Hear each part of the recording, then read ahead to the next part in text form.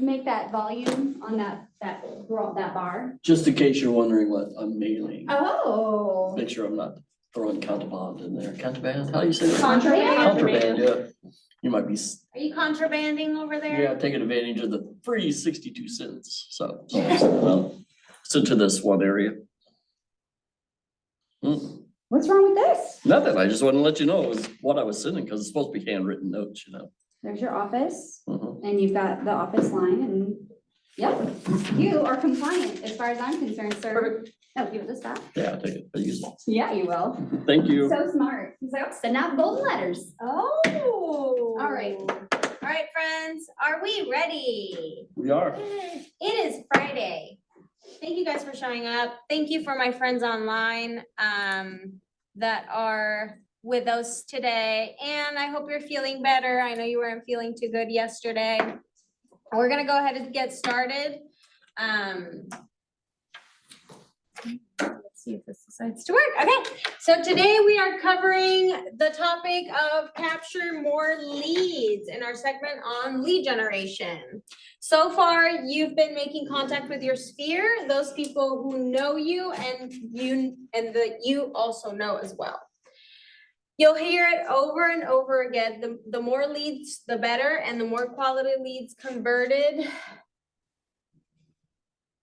Sorry, what happened here?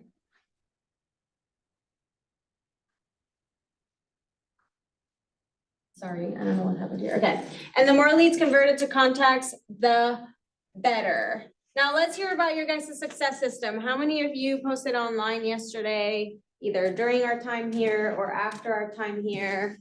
I did a number of texts and got a number of good responses. Good. With a lot more email addresses. So that's what I'm focusing on, getting all the email. Yes, good, awesome, awesome. Anyone else want to share online or here?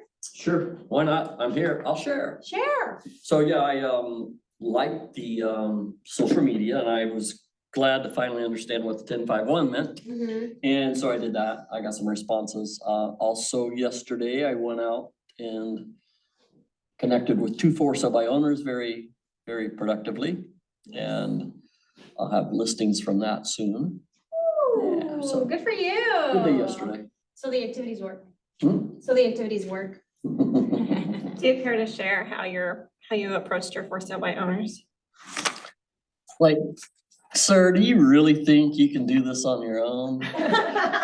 Let me say that. No. No, okay. No, it's real simple, you know, it's like, hey, you know, and I do. I have a buyer, I've got people that are interested in your property. And this, I mean, you know, I know you get this all the time. Because people want to list your home. But I'm sincerely coming to you with a buyer. I'm not trying to list your home. Of course, I would list your home if you wanted me to. But I'm bringing a buyer. And I bring a buyer and we look at the property and talk and it kind of breaks that barrier.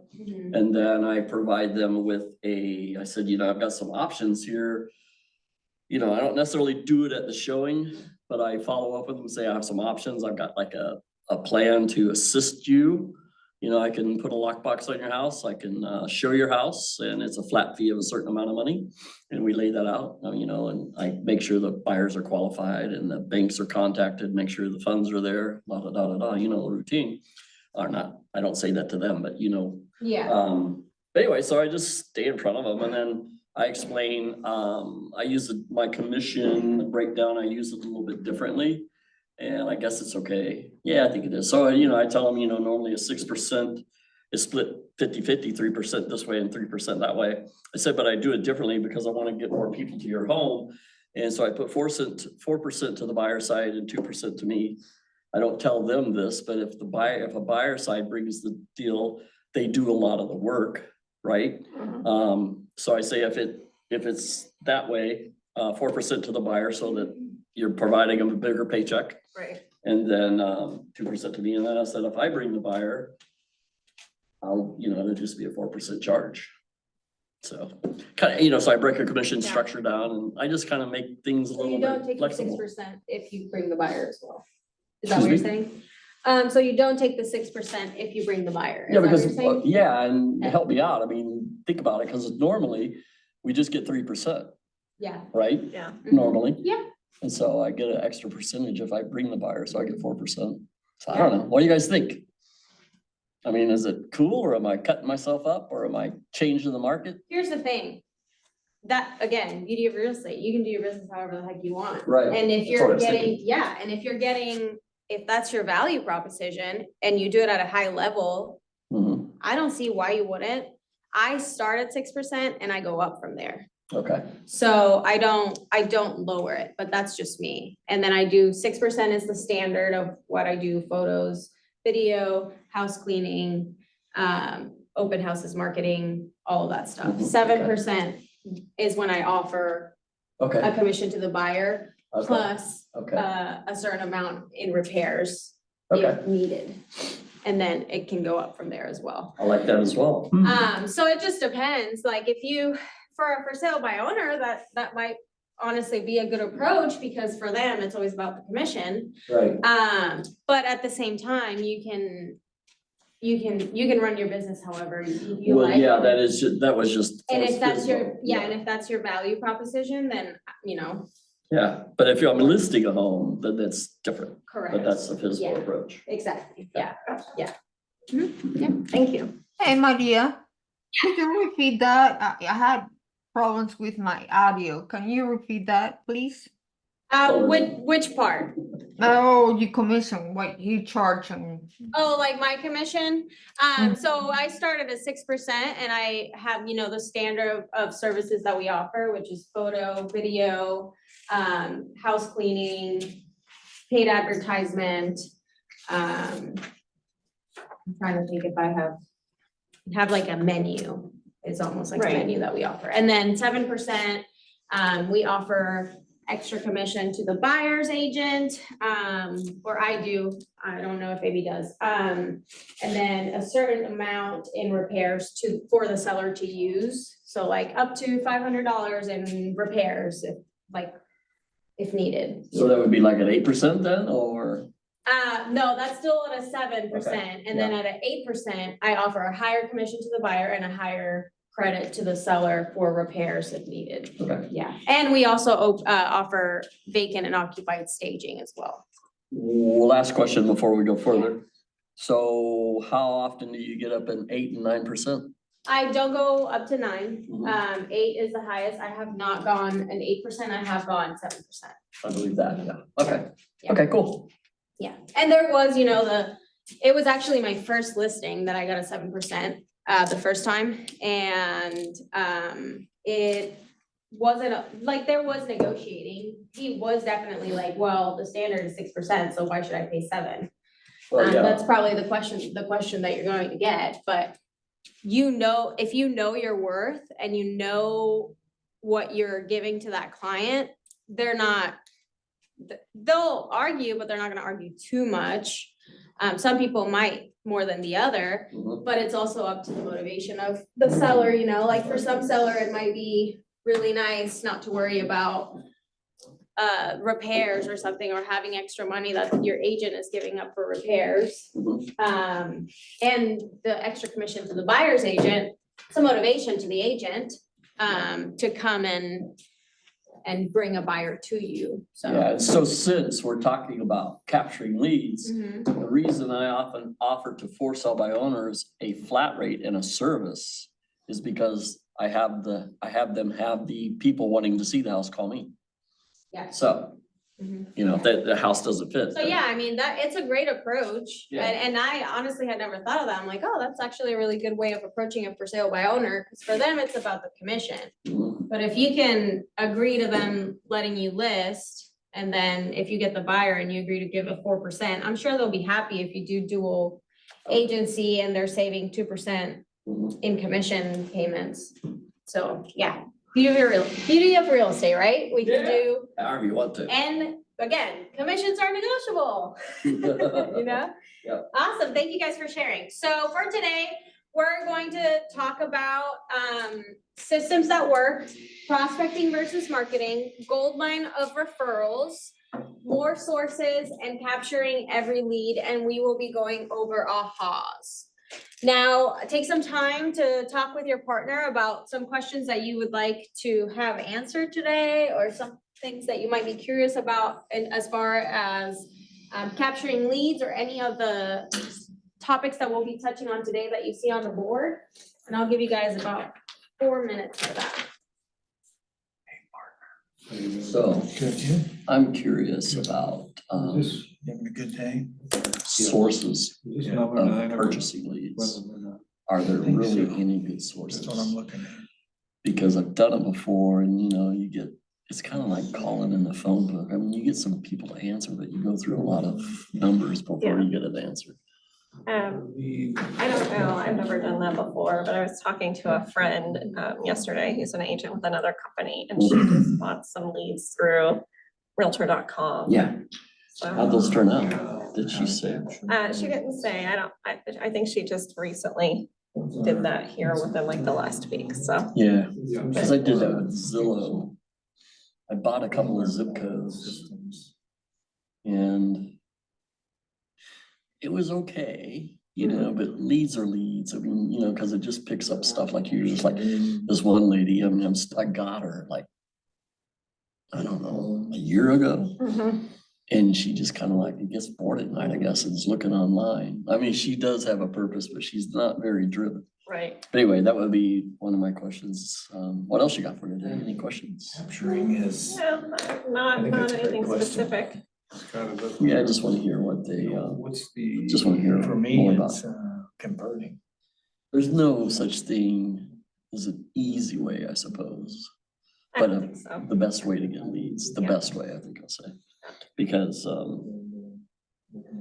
I mean, if it was easy, everybody would be doing it, right? We'd all be freaking rich. But Capture them yeah, also okay. in your own Yeah. database or your own email, Yeah, in your phone or your email. so you have. So how long have you been selling?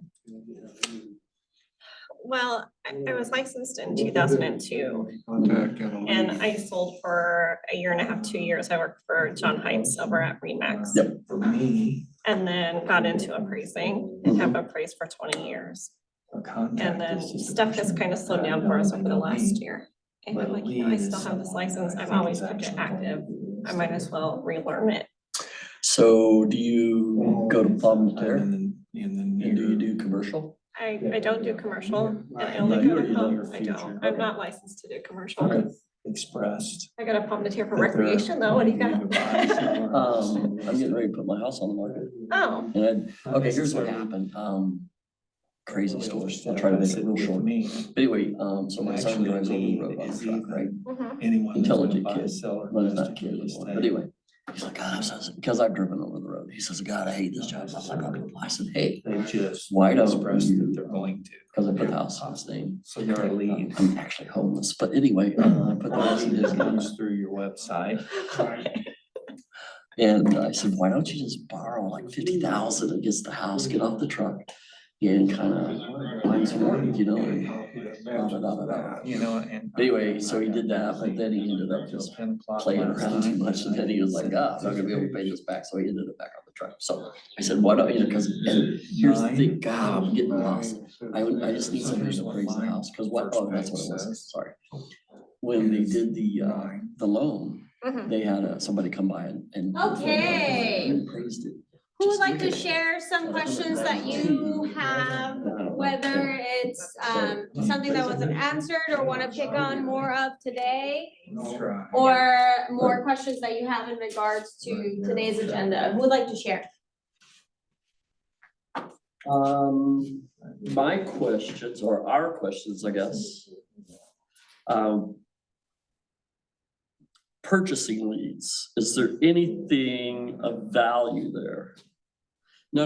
Are there any really good sources? Because a lead is a lead.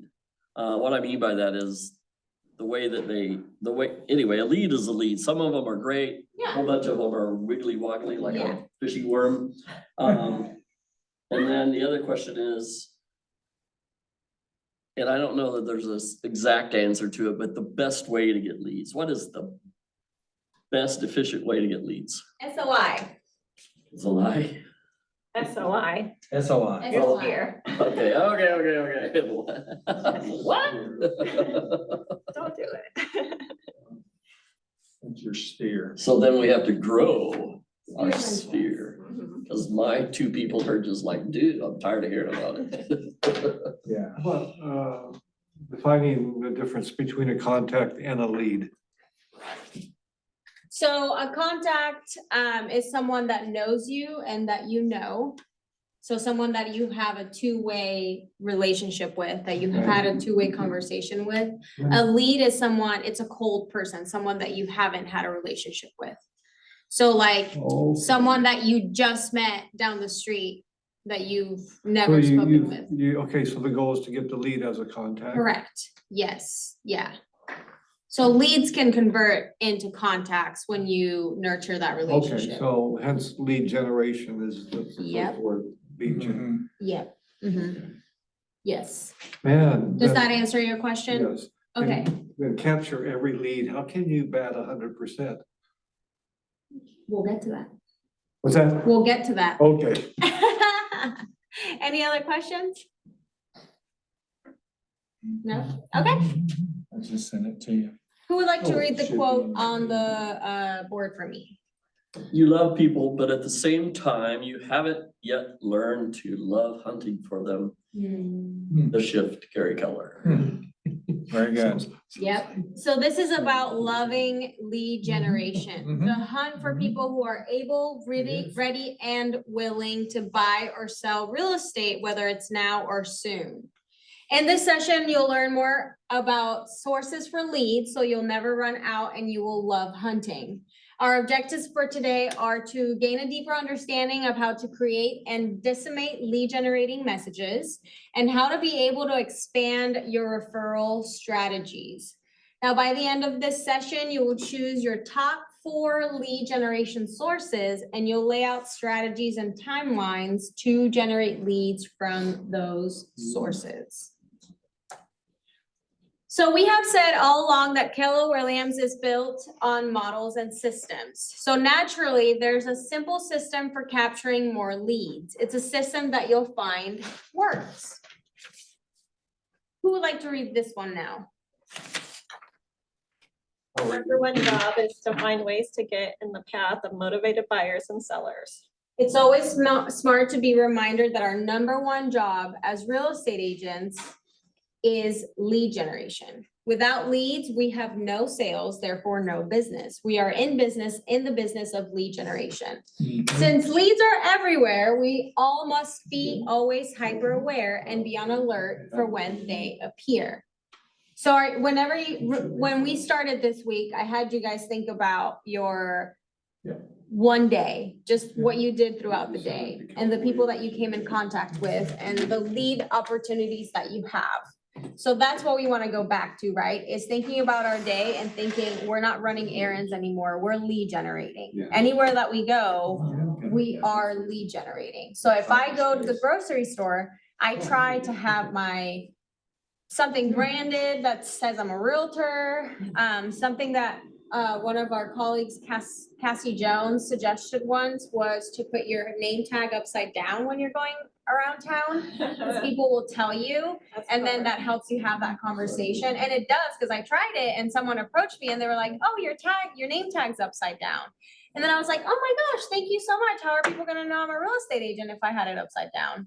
So then that helps you break that conversation, right? So don't think about your day-to-day errands as just day-to-day errands. Think about it like, oh, I have to go to the grocery store. Maybe I won't do self-checkout and go to the teller so that I can have a conversation with them about real estate and see what they're doing and how their day is. So just think about it in that mindset. That's fun. Lead generation should always be purposeful and intentional. This slide depicts a system to help make your lead generation more purposeful. We call this the message and method of your lead generation, or the 2 M's. You may follow along in your participant guide. Now it's about having a message and using a method to drive that message to the desired audience.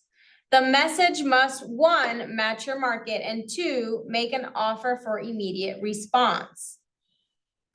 Match the market by tailoring the intent message to the sentiments and market conditions of a target group in the area in which you operate. Have a call to action that can be direct. For example, call me now, or indirect, look at my website to learn more. Now, what could be an offer that would generate a response? What would make your phone ring or generate immediate responses to text or in social media?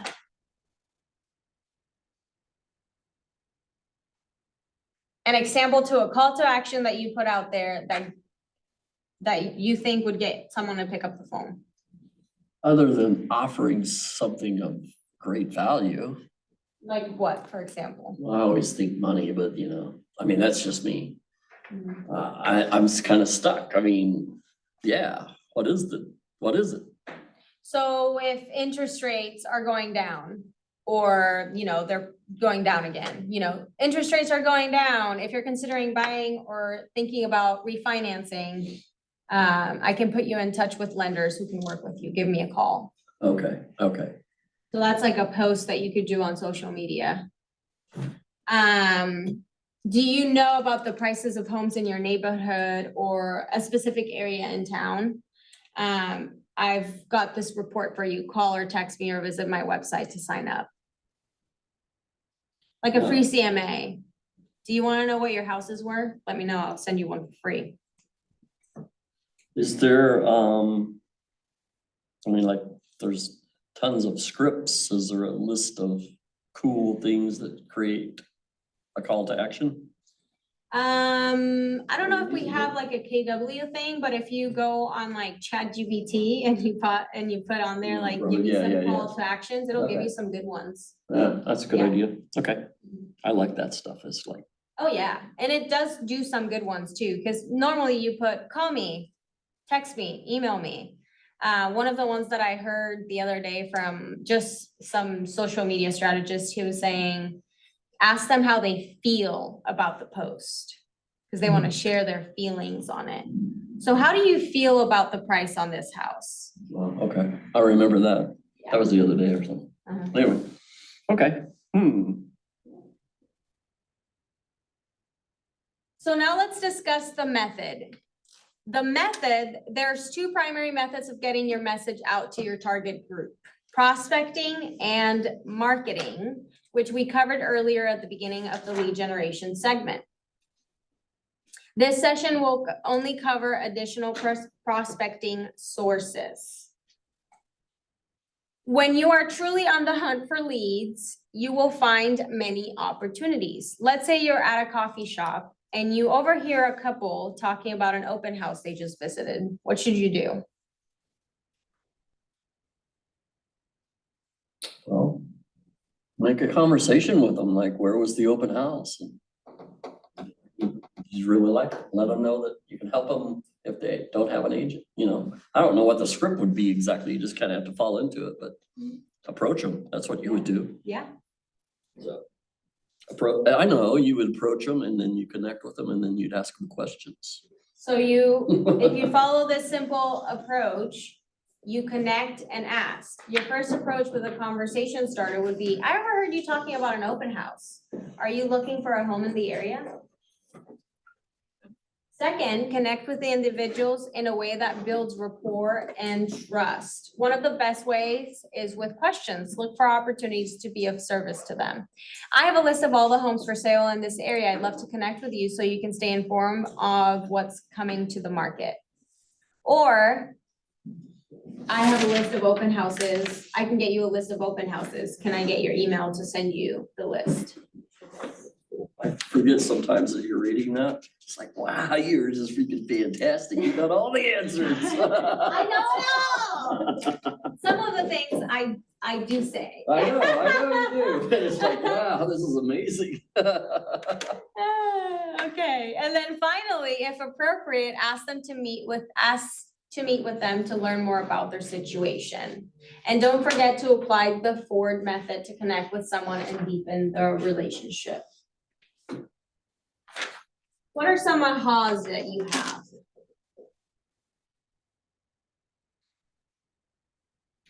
Well, I think, we don't run errands, we lead generate. Yeah. That's kind of a great way to approach the day. I mean, you know, I like Yes. that one pretty well. And then, yeah, that was kind of my aha there. So, there you Yeah. go. You don't run errands, you lead generate. Yeah. Mhm. Is that like, Changes the perspective, huh? Cause you go out and you're just like, now you're go like, grocery shopping, you go lead generating? yeah, It actually makes it more fun if you think about it. Yeah. I mean, if you like to lead generate, yeah, you know, it's like, oh man, I'm gonna go get another pound of bacon. Oh, hey, I might meet some people. I think I'll just hang around the meat counter for a while. oh, yeah, definitely. For sure. If you like talking to people, it's really easy, cause then, you know, you can run errands and talk to people. You know? What other ahas do you guys have? What do they call those, where certain industries will have these conferences and they'll have these tables set up for various vendors? Mm-hmm, I mean. like farmers markets Yes, or, or even the fairgrounds. the you know, fairgrounds, those yeah. booths and stuff like Mhm. that. Yeah, yeah. Those are great opportunities to meet people. Yeah. Yeah, does Keller Williams do a booth by any chance?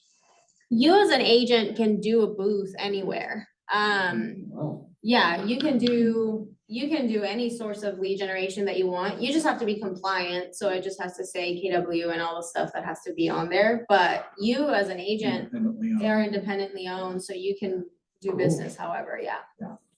Yeah. Any other? Yep. Not a bad idea. Yeah, I've done expos. Yeah, Expos. and things like Expo, that, yeah. Yeah. yeah. You can the sponsor years. events for like other people and have Yeah. a banner or whatever it might be, yeah. Yeah, The Nixa Expo is coming up. What is it called? Nixpo. Nixpo, yeah. yeah, expo. Are you gonna be in it? Indirectly, I'll be there walking around and talking to people, and I may do some service for the chamber because I'm on the advisory board. Yeah. So, Yeah, I was thinking about joining that chamber. oh, you a ought few weeks to. ago, yeah. Very loyal chamber and very good place to build relationship. So I might see you at the expo. Yeah, So that Uh-huh, in the gymnasium, uh-huh, high school gymnasiums, yeah. generate leads. Yeah, I mean, there's people that do sponsor like school gymnasiums and stuff. I think Liliana has a banner somewhere. Maybe, I might. be wrong. Billboards, I have not seen a KW billboard in here. I'm not I sure. have a like- billboard and a banner. I have a banner at I live in Nixa, so the community center where I play pickleball and I work out. Yeah. And then I have a banner in Forsyth. I have some land there for sale, so. Yeah. Yeah, I mean, it just. The only reason I have the billboard there is because I own the billboard, but billboards are pretty expensive, Yeah, they are. so, yeah. Mhm. What's your return rate on that, Liliana? You know what, I don't know, the one in Nixa, I was the first agent that did a billboard. Since I did mine, there is 4 other agents with billboards there. mhm. But you know, and then I have people call me, hey, I just saw your billboard in Forsyth, you know. I don't know if I ever get business, but my face is there, you know, Okay. yeah. Yeah, it's really a name awareness. Yeah, I had a billboard in Nixa for a year. Mhm. And I can't connect directly anybody that bought or sold.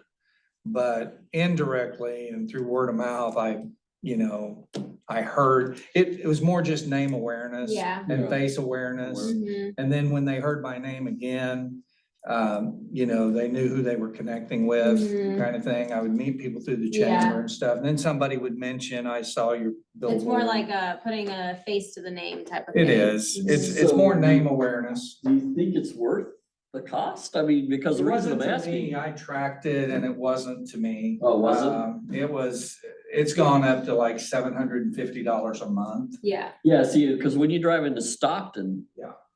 There's like or not, well, some of the realtors that I don't wanna say. Actually, how would I word it? I don't wanna say competing, but I wanna bring them into Keller Williams. But anyway, I wanna take over that town. But anyway, the point being is, when you drive into Stockton, there's like 3 or 4 billboards. That's what I was gonna say, is that if you're, like, I see billboards all the time when I'm going driving, like Yeah. outside of town. And I Especially definitely highways. look at them Yeah, because yeah, I'm like, yeah. oh, look at that, oh, look at that, like, Yeah. it's like entertainment, but I don't I like. don't know how much it drives leads. No, I've never thought about calling anyone that I see Yeah. on a billboard, you Yeah, know? yeah. But I know like the law place that does like the lawsuits for injuries. Like Yeah, if I see yeah. them, I know who they I are. guess it I depends. know yesterday I was joking about Facebook is free, but remember, guys, Facebook is free and it reaches so many more people than a billboard does. There you go. Yeah. Yeah. Yeah, Well, that's profound. I think that's true. Yeah. Very true. I'm just very smart, guys. You are. Yeah. Yeah, she is. Discuss Fine. prospecting versus marketing in earlier sessions, and today we will go deeper into this topic. Who'd like to read the quote on the board for me? Lead generation is a contact sport with simple rules. It means making contact with people through prospecting and marketing. Again, Gary Keller. There's actually a shirt that says real estate is a contact sport. Oh.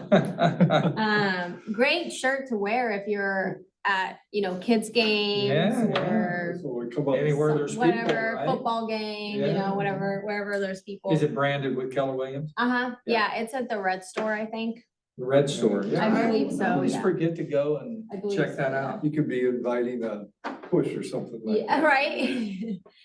Mary did say, I love the statement Gary Keller said, you love people, yet you haven't learned to love hunting for them.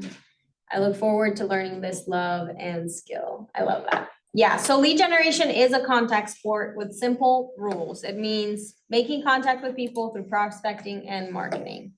Now, you've seen this chart before. Everyone you know and every lead you prospect is somewhere on this graph. The question is, are they at the top, the bottom, or somewhere in between? Everyone's timelines and life experiences are different. It's your job to do your best to predict where they are always. So do you only prospect leads that are on their way up? That is moving towards buying. No, you follow up with everybody you meet, because the ones that are at the top will be great, but you need more people at the top, so you gotta be following them Yes. or whatever. Is that making Yeah. sense? Yeah, Trying to put it together Yeah. well, but because the house that's on a contract is closing next month, but then after that one closes, what, you gotta keep working for that business. Yeah. So who do we prospect for and when? What do you mean? All What do the we time, all the time. Uh-huh, yeah. That was a trick question. Oh, I'm just trying to see if you guys are paying attention. Everywhere all the time. Yeah, everywhere all the time. So you saw this in session 5, and here it is again to remind you of the 2 methods of lead generating, prospecting and marketing. And that your business should be prospecting based and marketing page you on. enhanced. Oh. Sorry, that enhanced threw me, through a question I had last night when I was Oh. working. Enrichments, what's an enrichment on that sheet, I'm the- pretty sure enrichment is like extra training. Okay, I cool. believe so, but We didn't have a bunch of let me those. text Shannon real quick. Yeah, cause I was, like, what I did with that is I just printed out 66 so that I would do a 66 thingamajigger and use it every day. 66 thingamajig. They have a list of enrichments in the workbook. This thing that we do. Yeah. The accountability sheet, these things. Ann said that there's an Oh, enrichment. yeah. You have a So I printed out list, 66. you have a list of enrichments in your book. We do. Yes, Which book? your workbook, Okay. your Ignite workbook. Okay. Okay. Where is it? So why is it better to be prospecting based and marketing enhanced? Page 3.0, by the way, for that. Thank you. No, page 3.9. Okay. Thank you, whoever provided that. Anne. Thank you, Anne. Oh, of course, Ian had that. Yeah, dang right you did. Sorry, typing fast. You're on it. All right, so why is it better to be prospecting based and marketing enhanced? Prospecting based is less expensive. Basically free, yeah. Yeah, It's also more effective. Yep. Because it comes through relationship. And marketing is more like wait and see. Yeah, More it's like- more like the billboard. Yep. How many people, I know how many people drove by, Mm-hmm. but I don't know how many people actually took notice. Yes. Right? And when we are in a challenging market, what's gonna work better? Your prospecting. Your prospecting Your leads, right? relationship Your building. relationships. Yeah, Yeah, yeah. why don't we put a billboard up that says, is this really working? Call me and let me know. Yeah, Well, you could, yeah, Yeah, that's then a you good would call know. to action, yeah. good. It's only money. So our last two sessions were about open houses and social media. And prospecting helps support awareness and lead generation around your open houses, and social media can be a prospecting tool as well as a tool for marketing. Now, on your prospecting guide, on your participant guide, there's a list of prospecting sources from the Millionaire Real Estate Agent. There are many prospecting sources to share your messages through. Have you tried any of these sources? If so, would you mind sharing your experience? So I know, Brad, you Sources here listed. are doing FSBOs. Yeah, okay, so yeah, I do a lot of direct mail because it's only 60 cents per shot plus this envelope. Yeah. I do phone calling, I do door knocking. I don't know, even when I was in school and high school and stuff, I got a few black eyes, cause I don't mind being in people's faces, you know? But anyway, so I do a lot of those things, direct mail, phone calls, door knocking, that kind of thing. I did a couple of newspaper ads, and I don't know how, when I said, what do I want to say? I don't know what the ROI was, but I didn't track it either, so, anyway, that's some of the stuff that I do. Yeah. I'm interested in a TV show, but I haven't got that far yet.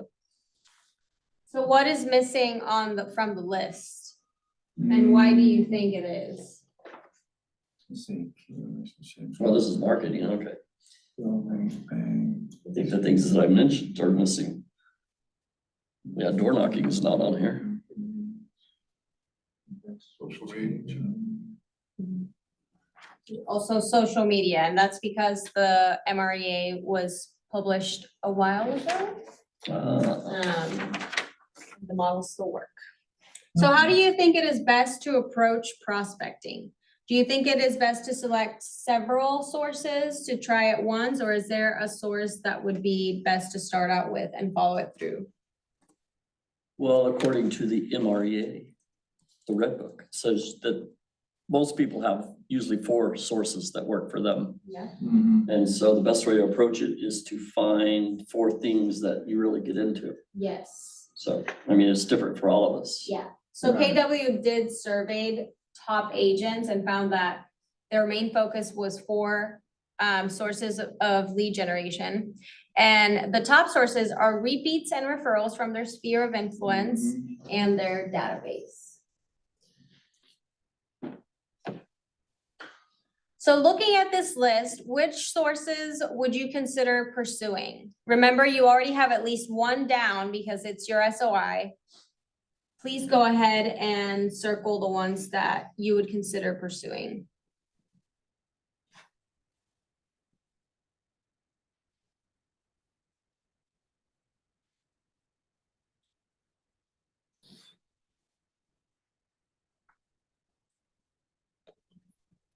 And then take about 3 minutes to discuss with your partners when any of the different sources might be appropriate or good for your business.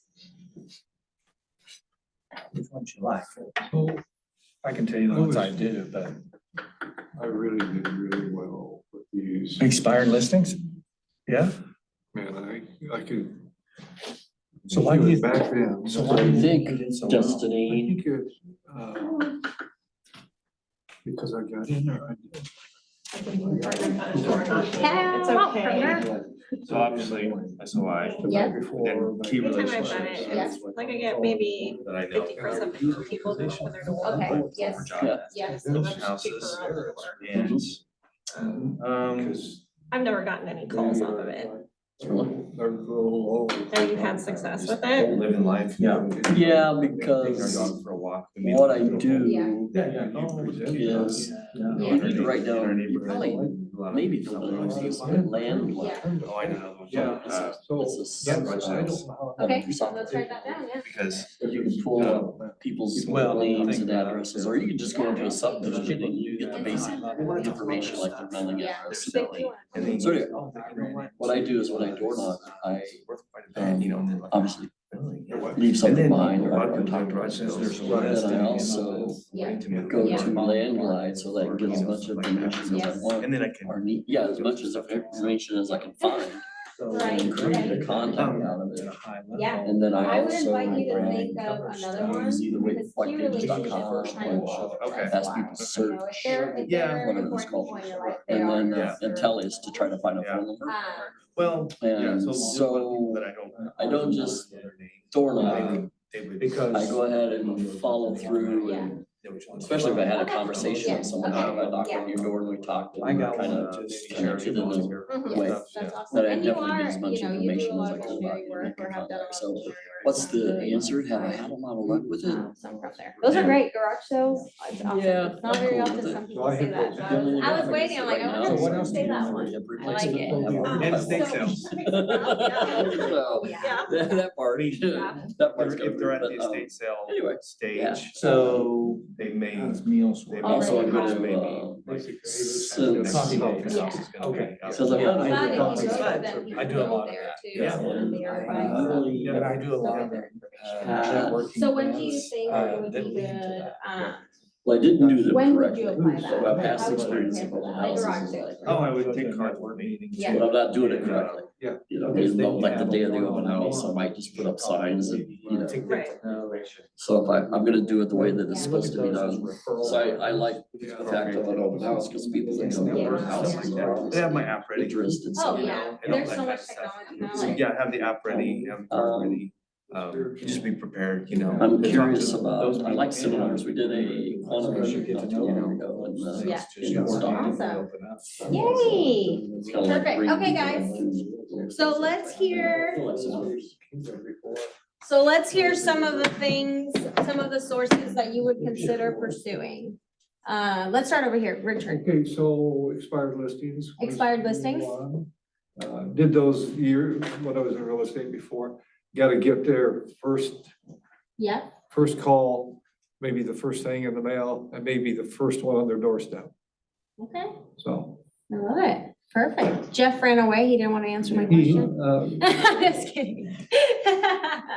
He's scared. but he had talked about the coffee, meals, coffee, Yeah, getting together. okay, yeah, yeah. David?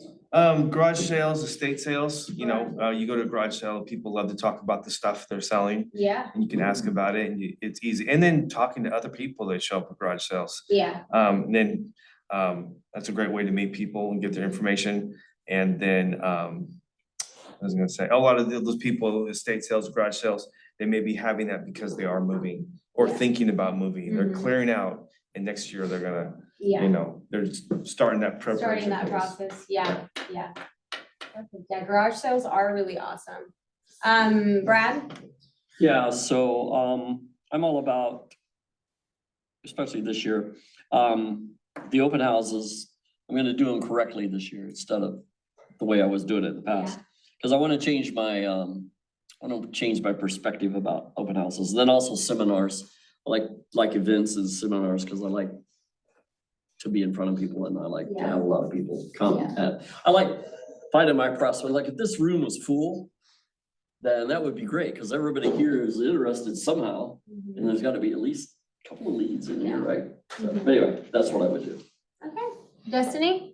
So Brad and I also kind of talked about door knocking some, which I've done before. You know, I say I usually get about 50% of people who maybe answer the door and the rest I just Yeah. leave a flyer behind. Yeah. But he mentioned that he likes to make note of the people who he did talk to Yeah. and then follow up with those people. Yeah. You know, you could send them a card, just Mhm. thank you for chatting with me the other day Yeah. or something like that. I like that. I never thought of sending a thank you card for just taking the time to talk to me.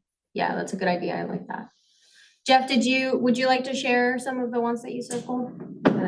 So case in point, I had to excuse myself because I had 2 coffee dates before I came to. Okay. I We thought it got was the because you picture were now. scared to answer the question, so I'm glad it No, wasn't no. that. No, just tiny bladder syndrome. I It is small. love it. So I will share a testimony this morning. I took my wife's vehicle, she's out of town, Mhm. and I took it to have the oil change done on it. And I've briefly, through the chamber, met the owner, but we've never really had a chance, or I haven't really initiated Mhm. a coffee with him or something Mhm. like that. So anyway, just was a quick acquaintance. Well, this morning, they weren't gonna be able to get it done right away, so they were gonna give me a ride back to my house. Mhm. So he, the owner, was actually the one that gave me a ride back. And I told him I liked his truck. He had a Toyota Tundra. And so we talked about his truck and how much he liked it, what kind of gas mileage he got. And then he kind of took the conversation into, I needed something that I could tow. I said, really, what do you tow? And he started talking about 4-wheelers and side-by-sides and off-road stuff that he was involved in. Well, my son-in-law owns a race series. Come to find out, he owns a big property in Arkansas that might host one of those races. So I connected him and my son-in-law, and then that gave me the organic door opening Mhm. to talk about anybody that might want to buy, sell, or invest in real estate this year. And so it was a really good connection. I got his email, I got his phone number, I connected him on text with my son-in-law. Mhm. So it helps his Yeah. business. And so, yeah, it's just really So a just cool by having connection. conversations, Just by right? having a Just by conversation. having conversations, it is really as organic as that. It Yeah, and can being be. sensitive to where the conversation is going. Yeah, and just listening. Sometimes all we have to do is like, especially if you're on the phone with someone, just do this. Yeah. Justin Johnson, if you ever have met him or see him around or ever get the chance to meet him, he actually says that, like, put your hand on the room Yeah. and listen. Just shut up and listen, because people like to talk. And sometimes we're so busy trying to get the appointment that we don't get to connect with them. Do you guys remember the book, Win Friends and Influence People? Yes. That's all about other people want to talk about themselves. And if you will let them talk about themselves, you'll become an influence in their life. Courtney doesn't remember the book. That was way before her. She remembers the name. I've heard of that book, I'm just yeah. kidding. Yeah, I thought- That's It's been an recommended before, and I've ageless heard book. it's- That's what it really is. It's an ageless. I know I'm old, but it's an ageless book. Yes, amen to that. Age is a mindset, guys. All right, Yeah, I'm so. not old. So Anne said, how would you pursue teaching, speaking? I don't know enough to share yet, but I used to do that and I am comfortable with it. So, teaching and speaking, it can be, we can do home buyer seminars, seller seminars. So like how to buy a home is a really popular one that there is. And KW actually has a book and slides that you can use that are already created for a home buyer seminar. So you don't have to create the slides, you don't have to just create the content. Obviously, you need to understand the home buying process, but, and some of the questions that might come up, but that's always a good hit. It doesn't always have to be real estate related either, right? Right. If you did something before, so, for example, I was in events beforehand. I could totally do a seminar or have a panel of people speaking on how to put a successful event together. And it doesn't have to be related to real estate, but I can still get people's information that way and bring value in that way. Good idea. Yeah, What else? We could talk about what the market is doing. You could do a wealth building class Mhm. or seminar. Also having, you know, if you don't feel comfortable talking about wealth building, but you know agents that are doing it successfully and, or investment opportunities, stuff like that, you could always talk to agents that are doing it at a high level and just prepare a panel. You could also do coming from value, right? You can have a panel with a real estate planner or a real estate planner or a CPA or a financial advisor or a lender. Like there's so many speaking opportunities and teaching opportunities that we have that maybe it doesn't necessarily have to be us. But we can put the event together. And does that answer your question a little bit? I hope so. Mary said, I'm interested in the kiosk booth. How does that work for real estate? And Anne said, I was wondering about that too, Mary. What would you have at the booth? Something to offer to people, but what? And where would you set up kiosk? Yes, thank you. So booth or kiosk, farmer's market is a good one. Any events that are in town really where they are offering a table, like Mama Jean's has events sometimes that you can put a table at.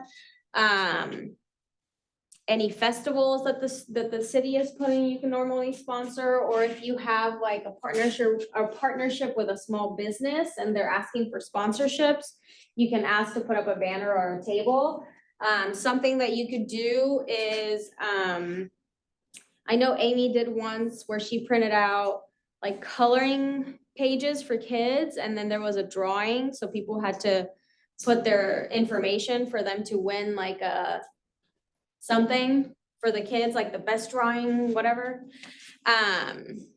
So there's different options of things that you could do. When it's real estate, you have to make it less about you talking about real estate and doing something for the community, right? So if they see a real estate booth, even if they're looking to buy or sell, they're most likely just gonna skim around and grab a flyer and keep walking. But if you have an activity that they can do with their children or something that they can do as adults, and then you can break the ice with them like that, then that is always a good option as well. So let me ask this question. Yeah. What is a lead, what is it like a lead worth to you?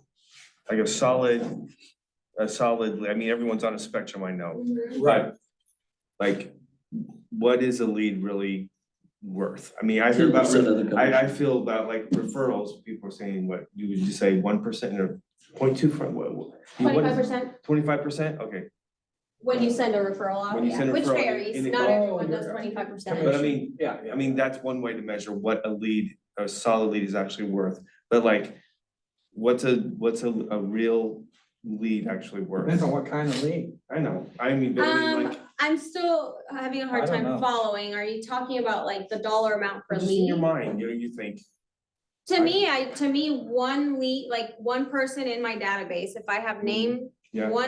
two pieces of information, that's a lead. And if you wanna put a number to it, it's just the average commission price, I would say. Yeah. Like, I Divided don't, by the number of people. sure, I don't really follow like I don't what either. it's worth. Yeah. It's more so, for me, it's the appointment, Right. like, do I have an appointment? Do I have one more person in my database? Right. And then I don't track like what it would be worth, Yeah. because again, it's gonna vary based on what they're buying Sure, or yeah. selling, and also that's gonna change if they become repeat or referral business Right. as well. So it's hard. Yeah.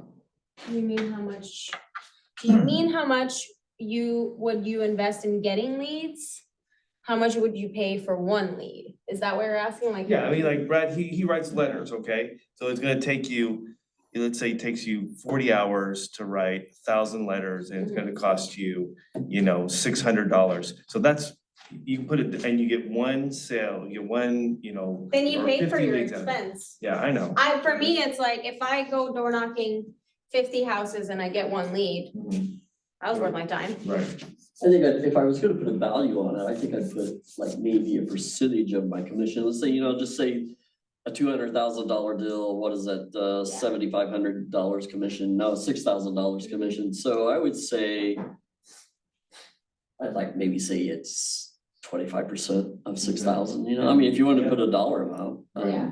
I don't know, I cause think you I don't can know. you can track like where your leads are coming from so that you know what's bringing you the most. Like the most leads in. Yeah. But yeah, I've never thought of it as, you know, an average like per person. Now, when I do my economic model with Shanna, I have like my GCI, this is how much I wanna do in GCI for the year, and then we break it down by how many transactions. So then I know I need this many transactions to hit this goal. Yeah. And that is also based on Yeah. my average sales price. So it's not the market center or the cities or the counties, it's what I average in sales price, right? Yeah. So that kind of helps you a little bit, because to me, it's like, okay, in an average, this is my average commission. Most of the time, I'm going to get that one person that's in this average commission, which means, you know, they're gonna be worth whatever much. But I don't really track it that way. It's just like, this is how many people I need to help in order to get to where I wanna be. Well, I think there's two different pools of leads. Yeah. One you pay for, Right. so you've got to track that. So you You've got know to it. know what Right. each lead is worth. And what your expectation is of, if I buy this many leads, Yeah. I'll actually produce this many sales, this many interviews, this many consultations, this many sales that will eventually be a sale. Mhm. But then there's this other way of doing business where you're really just building relationships. Mhm. So you don't have to track it Yeah. because the value is just, wow, I've got one more relationship in my database that I can Yeah. cultivate. Right. And And it'll be like- more than just about real estate, because there'll be all kinds of value that that person can bring to your life, to your family, Mhm. and ultimately to your business. Yeah, and make sure you're using those tags on command, right? Cause you can tag, Right, you can tag and you can track where your leads are coming from. I was actually in my like command yesterday, cause I wanted to see my breakdown by percentage of where my leads were coming from. And it's really nice to be able to see that, cause then I can tell myself like, oh, okay, I'm getting this many leads from this one source. I should probably stop spending time on this. That's not creating me that many leads, correct? So, yeah, yeah. awesome.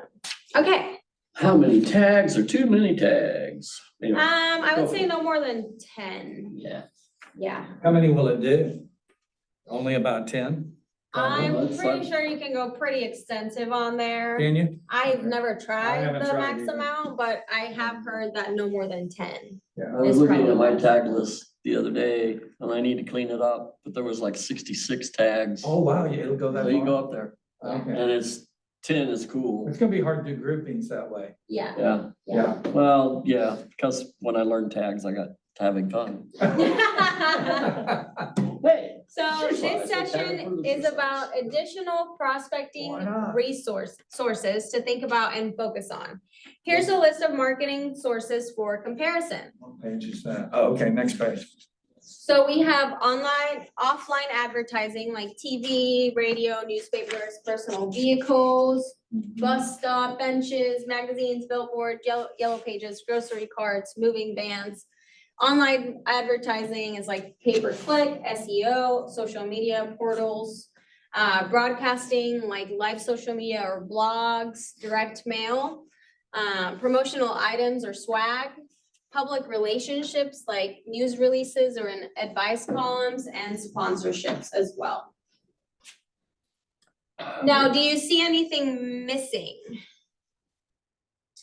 Well, I'm kind of curious about yellow pages, but that's okay. Yeah. Missing. There's still such a thing? I'm not sure. We do have social media on here, There but is? we don't have Is it online? social media Yeah, I think the advertising. books, names and numbers, Yeah. but I don't know. I mean, anyway. Nobody uses You're it. the cold call king, so. Yeah. Nobody uses it. The only thing that's good about a phone book is the people that are in a phone book, they're not on the do not call list, and Oh, you get names and numbers out of it and addresses, but anyway. that's true. So there are sources that use both prospecting and marketing, for example, open houses, which we Mhm. covered. And we'll talk about geographic farming in a few slides, as well as seminars, events, and referrals. So what is a common prospecting method to use with open houses? Say that again, what is a common? A common prospecting method to use with open houses.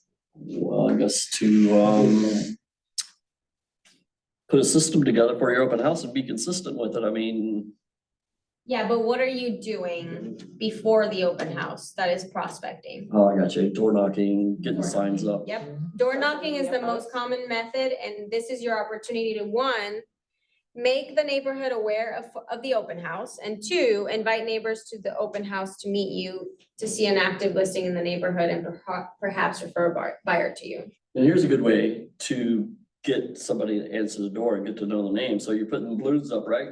Well, make sure that one of your balloons goes into the backyard of somebody's house and you go knock on the door, say, can I come and get my balloon? Get back there. And as they're walking you back there, you can talk to them. Balloon plants. What part of, yeah, balloon plants. You're just gonna get the balloons and just go throw them at neighbors. As you walk down the neighborhood. You get a balloon, and you get a balloon, and you get a balloon. Oh my gosh. So what part of your job as a real estate agent does this cover? The door knocking, Prospecting. lead generation, Oh, lead generation, okay. lead generation. What are some ahas about prospecting and marketing as lead generation techniques that you guys got from this section? Ahas. I wanna get into more live social media. And I think Facebook is all groovy, but I need to get over into TikTok. And, It's more videos, right? yeah, Yeah, it's kinda live, I guess. Well, yeah, I guess it is a video, but yeah, those, you can do lives also. Yeah. You lots. You can upload photos, you can do lives, and you can do videos. Okay. What other ahas? Do you have any ahas? That you didn't know? The whole list. Oh, the whole list? The whole list. Everything you said. Perfect. Job is done here. I love it. So let's get into the gold mine of referrals. Many agents miss out on referrals, and yet they can be an easy and lucrative source of leads. Imagine if leads simply came to you as referrals from your sphere of friends, family, coworkers, neighbors, etc. We'll talk about the different types of referrals and systems to put into place to make the most of referrals. We're going to look at client referrals, agent to agent referrals, worldwide referrals, and business to business referrals as well. Now, as we mentioned earlier, top agents rely on their sphere and clients as their greatest source of referrals. Some agents even say 90% of their business comes from referrals. whoa. That's right, yeah. So set that expectation, right? Then provide value, and you must be deserving of a referral that is your most reliable source of leads. So what are some ways you can provide value besides the three listed on the slide?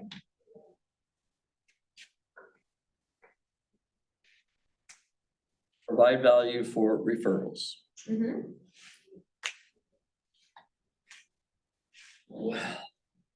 How about getting in, we may have talked about this before, but getting in with a local vendor like a car shop, car wash, Yeah. something automotive, and give somebody a discount, you know, have discount, buy discounts. So you're actually gonna buy from the business. Yeah. You're gonna throw money at it and then you buy a discount, hand out the discount cards. But then also the vendor, the automotive shop, so to say, will be getting more business, so they might give you a discount on the discount. Anyway, You could also be a problem solver, right? So one of the things I always do with my past clients is whenever there's bad weather or changes in seasons or common things that maybe people forget when you're a homeowner, I always ask like, hey, are your tree limbs okay? Did any trees fall on your house? when it's raining a lot, when we had a lot of flooding, I'll ask, did you guys have any water issues? Cause maybe it's not in a flood zone, but that doesn't mean they might not have any water issues, right? Do you have any plumbing issues or leaks or anything like that? Come from value and they'll think of you. I have clients that message me about like HOA questions because they're like, hey, we never got a letter from our HOA and, we called them and whatever. But being a resource to them and saying, hey, let me call some people I know and see if we can figure it out for you. Yeah. So just being a problem solver. So when you do that, obviously you're gonna have some solutions, cause I could see myself like the tree limb thing and Yeah. ice problems. I could just see myself getting wrapped up in it Mhm. and actually physically trying to help them, which is okay. Yeah, But I guess you have a list of ways, like you have a tree on your house, here's some vendors or Yeah, some. yeah, so I'll call, like, if I know that there's trees that have fallen, I'll call my landscape person that I rely on So you and have I'll, some sources. yeah, I'll tell them like, hey, what's your schedule looking like? Probably crazy, right? If we have trees all over town, they're probably really busy. But that doesn't mean that they're not gonna make themselves available at one point. And also, if they have business coming, they're gonna Right, make the time, right? right. But going in with that and letting them know like, hey, is your house okay? Did any trees hit your house, whatever it might be? Or if it is, a tree did fell in their house and they have no idea what they're supposed to do because they forget that they have a homeowner's insurance, Yeah. Okay. you can come from that aspect too and say like, hey, remember to check in with your insurance agent for any questions. Normally it's an insurance agent I have a relationship with. And I'll just give them their cell phone number, because how many times they do forget about that, about their homeowner's insurance and they're just like, oh, I didn't know that I had that, or I didn't even think about it. So you're reaching out to them and then you provide them with phone numbers or our vendors that will. Cause I Yeah. see myself getting, like I said, I would get too wrapped up in. Yeah, no, you Waste- have to. Not waste yeah. time, but take Correct, time. you go in with a plan, right? yeah. You're doing the preparation list of, okay, I'm calling with the intention of referring for these things, I'm gonna have a solution. Okay. Or you can, if your vendor's busy, you can ask them like, hey, would you be willing to do a discounted rate for my past clients?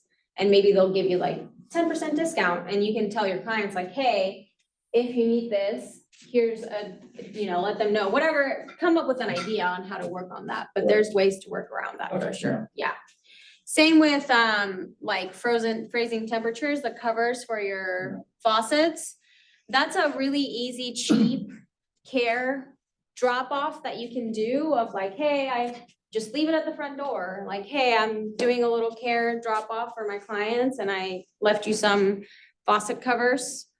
Make sure you cover them and tell them why, even if you think they know, always come from that value of, it's important that we do this so that blah, blah, blah, blah, whatever.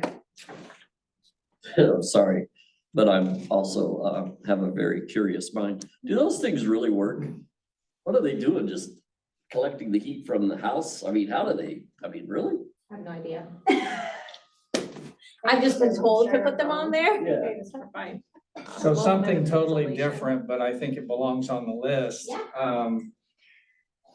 You identify your advocates, Yep, a group of advocates, and they're usually people that have given you at least one your referral. VIP clients. Or they've bought or sold with you, okay? Your VIP, yeah, we always call them advocates. And then you do something special for them. Once a month you send out a Sonic card, a coffee card, something, that costs you maybe $5, but it just blesses them and lets them know that you're thinking about them and lets them know how much you appreciate the fact that they do give you referrals. And, or you take them, we've taken them to a ball game. Oh, yeah, You yeah. know, I mean, grab lunch Not with the them. whole, not the Yeah. whole database like you Yeah. do sometimes Yeah, too. yeah, you can do But that. But you do special things for your advocate Yeah. group or for your VIPs. Yes, yeah, And absolutely. that will bring you Oh, more referrals. Yeah, absolutely. So- There's you should be taking care of that database, right? Because those Right. are your advocates. Right. Those are the people that are looking out for you and that are throwing your name out They're there in referral rooms partners. and, Yeah. you know, putting Yeah. your name out there. So Yeah. yeah, definitely. Yeah, so that So should be. being a thing. caring and supportive, right? Is one of the things that will bring you business, the relationship part of things. And giving elevated service. Be a good agent, just be a good agent, you know, and go above and beyond for your clients. Go the extra mile for them because they will remember those things. Mhm. I had my clients from Puerto Rico, which I mentioned, we had a power of attorney. That was I went above and beyond for them. One, because there was a language barrier for them, so they couldn't speak the language. Mhm. And two, she couldn't drive. And they didn't have family here, they didn't have anyone here, so I spent every day for 2 weeks with them, driving them around, going to banks, going to attorneys, talking about this, talking about that, helping them book their moving truck, helping them book their estate sale, you know, doing all those things. Now, am I gonna do that for every single client? No. But I will do it for a client that I know is gonna struggle, like that, you know, I'm not gonna just be like, figure it out and Mhm. call me when you're ready to list. Mhm. Give them the resources. So if you give elevated service, they're gonna remember that and they're gonna call you. My client lives in Absolutely. Puerto Rico now and she called me and she's like, my daughter wants to sell a house. Can you refer me to an agent? So Absolutely. just make sure that you keep those relationships nurtured. Now, getting referrals does mean asking for them. Not just the one time, every time you connect, Yeah. especially after you've provided value. You know, so I had that past client of mine call me, I was on vacation, it was New Year's time, and he was like, hey, I just have a question, we listed a house in Alabama for sale by owner, and I wasn't the one that listed it, but my phone number's been blowing up. And so he was like asking me questions about how they could change that, and I was like, yeah, that's why you don't wanna list for sale by owner, cause Zillow gives your information out, my friend. So that was a great conversation for us, cause he was like, I didn't know that. I'm like, yeah, why do you think as real estate agents, we're like, no Zillow? I Yeah. don't know if we're gonna get in trouble for that, but you know what I'm saying? You come from value, and then at the end of that conversation, I was like, hey, he also asked me to be on their solar, he owns a solar company, so he asked me to be there as a real estate agent, as a guest. And I was like, oh yeah, absolutely, let's get together, let's get some dates together and we'll do that. While I have you, do you know of anyone that's looking to buy or sell? No. It gets them thinking, right? And then I told him, I was like, hey, if you decide to take that one off market as a FSBO, let me know, I'll refer you to an agent there. Yeah. So ask for that referral, right? He came to me, which made it really easy, because then I was like, by the way, since I've got you, why don't you give me a referral? So don't be afraid to ask, right? You did a service, and if you know you did it at a high level, and if you know that you're not checking in once every blue moon, just asking for that, then it's gonna be easy to ask. If you're just going in there with the intention of like, hey, do you know of anyone that's looking to buy or sell? They haven't heard from you since the closing of the Yeah, property, they're gonna be yeah. like, who are you? They're not, or they'll be like, no, Yeah, you know, why, I haven't heard from you in a year. yeah, So stay in touch. yeah. Now, when would be the best time to ask for a referral? When they're happy in the process. When you've added value, like you said. At the consultation, at the contract, and of course, at the close. So all throughout the transaction. Same with the reviews, right? Mhm. Ask them throughout the transaction, when they're happy. Yeah. When their Mountaintop. lender hasn't pissed them off because they're asking Yeah, for $50 yeah, million, yeah. right? Because they're gonna be mad at you. They're gonna be pissed at the lender, but they're gonna take it out on you. Yeah, you're the messenger. You're the messenger, yeah. So here are a few sample conversation starters in your participant guide. My goal by the end of the transaction is for you to be so thrilled you will tell everyone about me. Who do you know that would like an experience like you've had? The assumptive close, right? Yep. you're assuming that they had an amazing transaction with you, Yeah. right? If I have provided a stellar experience, it would be the greatest gift if you refer me to friends, family, and coworkers, so I may provide them the same experience. Yep. That's, I like the last one. Yeah, but that way, I mean, you know, if you haven't, Yeah. then they'll say, well, you could have did this better, that Yeah. better. But anyway, That's Yeah. good feedback too. yeah. you One know. of the things I tell my clients during the consultation is I tell them, I'm like, the number one thing I ask from you is honesty. Whether it's about how I'm doing business, whether it's about you being mad at me, like if I did something that offended you, or if you don't think I'm providing the service that I'm providing, let's just have a very clear communication and very transparent communication Yeah. of whether I'm meeting the expectations or not. Cause I can't read minds. As much as I would like to, I can't read mine. And I tell them that because people assume that you know Yeah. Yeah. Yeah. and you don't know. Yeah. So always check in. I always ask at the end of my, like, if they ask me a question and I answered it, I always close it with, did that answer your question clearly enough? And sometimes they've told me like, no, can you tell me again? So I'll explain it a different way. You know, everyone also receives information differently Differently. as well. So you might have to say the same message 50 million different ways. Right? Right? Sometimes we do. You sometimes do. So we're gonna get together with a partner. And one of the partners will be the agent and the other will be the client. Then switch to both. And like switch back and forth, right? Oh, we're gonna role play, I love it. Right? Little role play on asking for a referral. And it's gonna be Is this on the phone or is this in person or is this? however you wanna you can set up the you can set parameters? up the parameters however you'd like them to be. Do a couple of different ones. So Destiny, hey, You wanna be in- so let's see. All right. You wanna be- You Let's get start me. from the beginning. All right. We're going to, let's, Okay. Yeah, Alright, yeah, cool. so So you're Destiny, asking. you get your house on the market, I just wanna check in, see how things are going. Yeah. Are you should be understand live. what's going on with the process And I and where we are really right appreciate now? you. Yeah, you know, Questions? I understand where we're at right now. I'd like to know what the next steps are. Yes, I want Yeah. our communication to be wider. You explain, blah, blah, blah, yeah.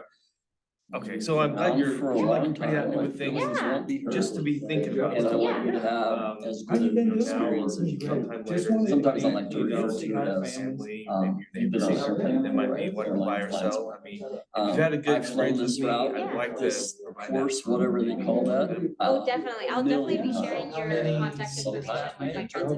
Grandchildren? Off the top of my head, I know As we my go twin through this sister's process, gonna be unfortunately, leaving Hawaii soon, Oh, so wow. yeah, Great. she And make would sure that probably we. Okay. be the person. Well, I mean, you know. And then if you feel also, comfortable, give me your information, as we go I'll make forward, the first contact, I- kind of, I, you know. you know, referrals are great. I don't wanna be too People that pushy on you things, know, but, you know. buying or just selling. kind of tell me what you think would be best. Yeah, I mean, I can give you, her contact information. She knows that we're working together, so Okay. no issues, Well, right? good. Yeah. Well, Anyway, that's where we're at. I'll have your house by Susie. tomorrow. Yeah. I'll be sure to- Susie's great. Susie, all right, Susie, okay, well, Yeah. I'll, Yeah, yeah. Be really interesting, you and your twin sister. I know, combined I from the know. same I think I person, so- inspired her, Yeah, yeah. that's right. I'd like to do it. But, yeah, cause, you know, it kind of opens up the idea. Okay, well, I'll call you Yes, back. we are That way we identical can put our twins. calendars. She has How would you do it? dyed hair, so I don't, so you'll be So, able to tell well, I me. got you on the Yeah. phone. But yeah, I'll definitely send I her set your my contact goals for information. I have a license right now. And I know you're. Yeah, awesome. Thank you for clarifying that, by the way. Anybody's buying, selling, or investing in real estate, you always pass on my name. Yeah, I actually had I a just wanna client tell you that how had a much twin I sister. appreciate that. That was actually a real scenario. Yeah, it was a real. Good work. Hey, Jeff, sorry, I got another call coming in. Yeah, so What's I, her name? yeah, Susie, I can't remember her name off the top of my head, actually. Oh, I have a girlfriend, oh, yeah, what's her name? I'm out of state. Where am I at? So now you're, oh, okay. Yeah, I'm back. And then the other, it also, it. Well, and again, it's good. It's business. like, I'll call it's you after something the Super weird, Bowl. not Doing weird, great, man. I just just like- got back from. Yeah. All right, have a We're great. known for. Okay. I need to Hey, figure you're out. doing that. Back from the blues festival. It was Okay, fantastic. I missed it. Yeah. full. And super so I cheap. told that's where I got the Yeah, call. good stuff. So I I love told being in you Atlanta. Yeah. How long have I been here?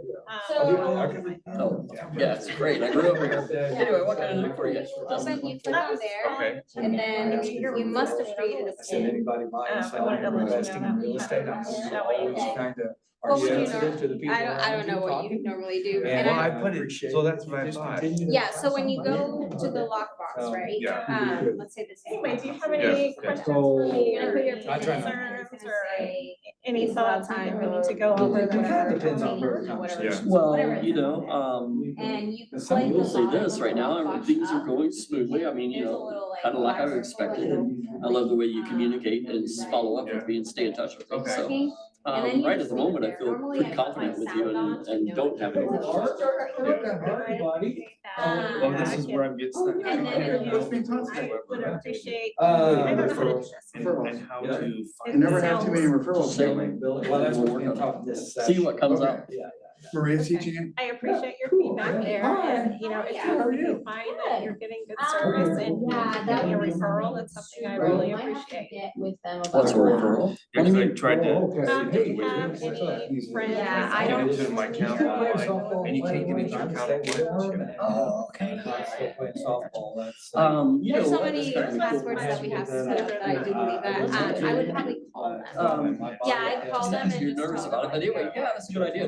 The rest of the process Um, is pretty it is straightforward. pretty straightforward. I know. It's just the I've pin, got, and then some there people is here, And. actually, a that I way just where you had can set dinner it up with. to where you don't have at to the put it in. police the special system. Like you're showing us, you don't have They're to wanting put it in. to move out of state. They've got a house for sale, or they want to sell their house here in Atlanta.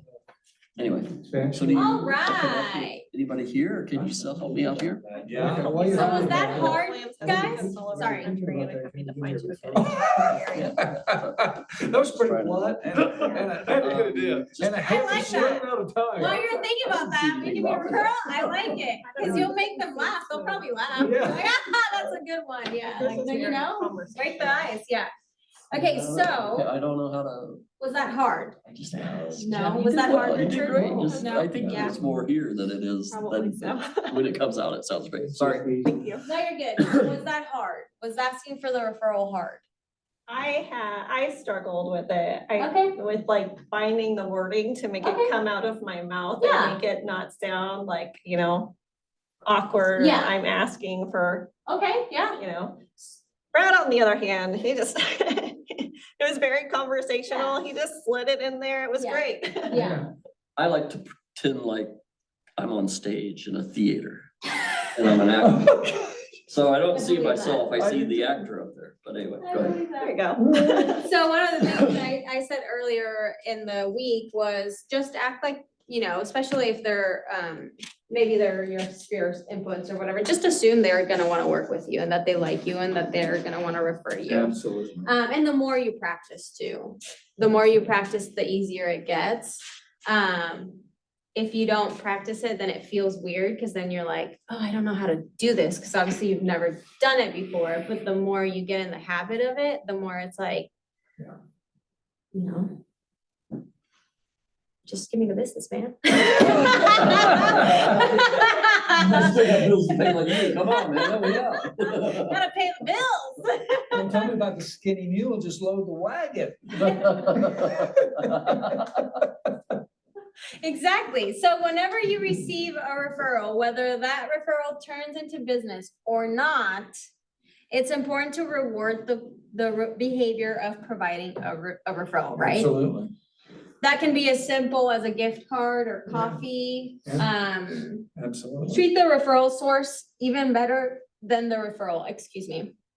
Yeah, treat them better even than the referral, because it's repeat business. Like, that is huge. For someone to give you repeat business, that is some true loyalty right there. Yeah. It says a lot. It's really humbling too, whenever someone does that, because as agents, we know how many agents they have access to. Yeah. And how easily it could be for them to switch Yeah. and go with someone else. Yeah. So treat them as your advocates and VIP people, right? Right, right. A special handwritten note will go a long way for your referring clients, you know? The gift card or coffee or whatever, it's going the extra mile, right? But even a simple card, a handwritten card goes a long way, because we don't receive those very often. Yeah. Many top agents hold special events for their top referral resources as a reward. Mhm. And I do know that there's people that do the VIP events, right? Yeah, So you yeah. can always do that. And it doesn't have to be anything super crazy or lucrative. You can come up with some cool ideas. Mhm. But make sure that you're nurturing those relationships. Yep. You can learn more about gaining client referrals by viewing the session called Fill Your Funnel with Client Referrals in the series entitled No Ceiling Level Up Your Lead Generation, or on Connect. Where's that at? On Connect, on KW Connect. That's where the Uh, different ideas are? yeah, Fill Your Funnel with Client Referrals in the series No Ceiling. Is that under the training tab? It's on page 9A. No, is it under the training tab on command? On KW Connect. Can I, oh, okay. Yeah. Okay. Yeah, I always get confused because Mhm. not Yeah, they're everything's two in different, command. yeah. Well, you're from Nixa, we understand. So client Nice. referrals can come from agents as well, right? Right, Yes, right, can, yeah. Yeah. You already know some agents in your market center and in this class, and you will meet agents from other brokerages while conducting business. You may wonder why an agent would refer a buyer or seller to you. What might be a reason for an agent to refer a lead to you? Oh, I've had them do it whenever it was a family member Mhm. and they were just too close to the Yeah. situation and felt like it would be awkward. Conflict? And so, well, it just felt like it'd be awkward. Yeah, yeah. Their relationship just didn't lend itself to Yeah. moving it into a business relationship. Yeah. So, And there's those for yeah, sure. yeah, yeah. Yeah. Well, geography, I mean, if you help someone, Geography if definitely. you help someone sell a house here in Springfield and they're moving somewhere, then there's a Yeah, referral for you for the next exactly. place. Yeah, Yeah. What other reason? If they specialize in a certain area, right? Yeah, If yeah. it's like How about that? Yeah, land, yeah, you know, I might list it, but I don't know if I'm the right person to, yeah, right? If there's a language barrier, yes. yeah. One of the things I personally do, if it's a language, if I visibly if I literally am having a hard time understanding the conversation, just a simple conversation, I'm going to refer them to someone that speaks their language. I think we're doing a disservice to people when we try to represent them and you can't communicate appropriately with them. I wish corporate America would do that. With Yeah. the service people that you get on Yeah, the phone with and you can't understand Yeah, them and yeah. they won't give you somebody else that yeah, you can understand. yeah. Eventually you get to someone that speaks English, eventually, sometimes, but yeah, Can I speak to your supervisor? yeah, yeah. Yeah. So those are some really good reasons why an agent would give you a referral. So build those agent relationships as well, right? Even Mhm. in the area, even in this area that you are in, build those relationships. It doesn't always have to be KW either. I have great relationships with agents outside of this office Yeah. that I would 100% consider referring to if I needed to. If it came down to, I wouldn't hesitate. Yeah. So keep those relationships healthy. Make sure you are top of mind with agents, so they think of you first when they need to refer. Keep in mind that you are competing with other agents for their attention, and you should be constantly thinking of creative ways to stand out, be different, and be remembered. Yeah. Many KW agents build their business with agent referral business. You can too with a system, right? If we don't have a follow-up game, if we don't touch base, if we don't build that relationship, we're not gonna be top of Right. mind. Right. This is how an agent referral works. When an agent refers a client to you, you agree to pay that agent a certain percentage of the commission Mhm. and vice versa. When you refer a client to another agent, they agree to pay a percentage back to you. Referring clients that you cannot serve to other agents helps everyone, you, the agent, and your client.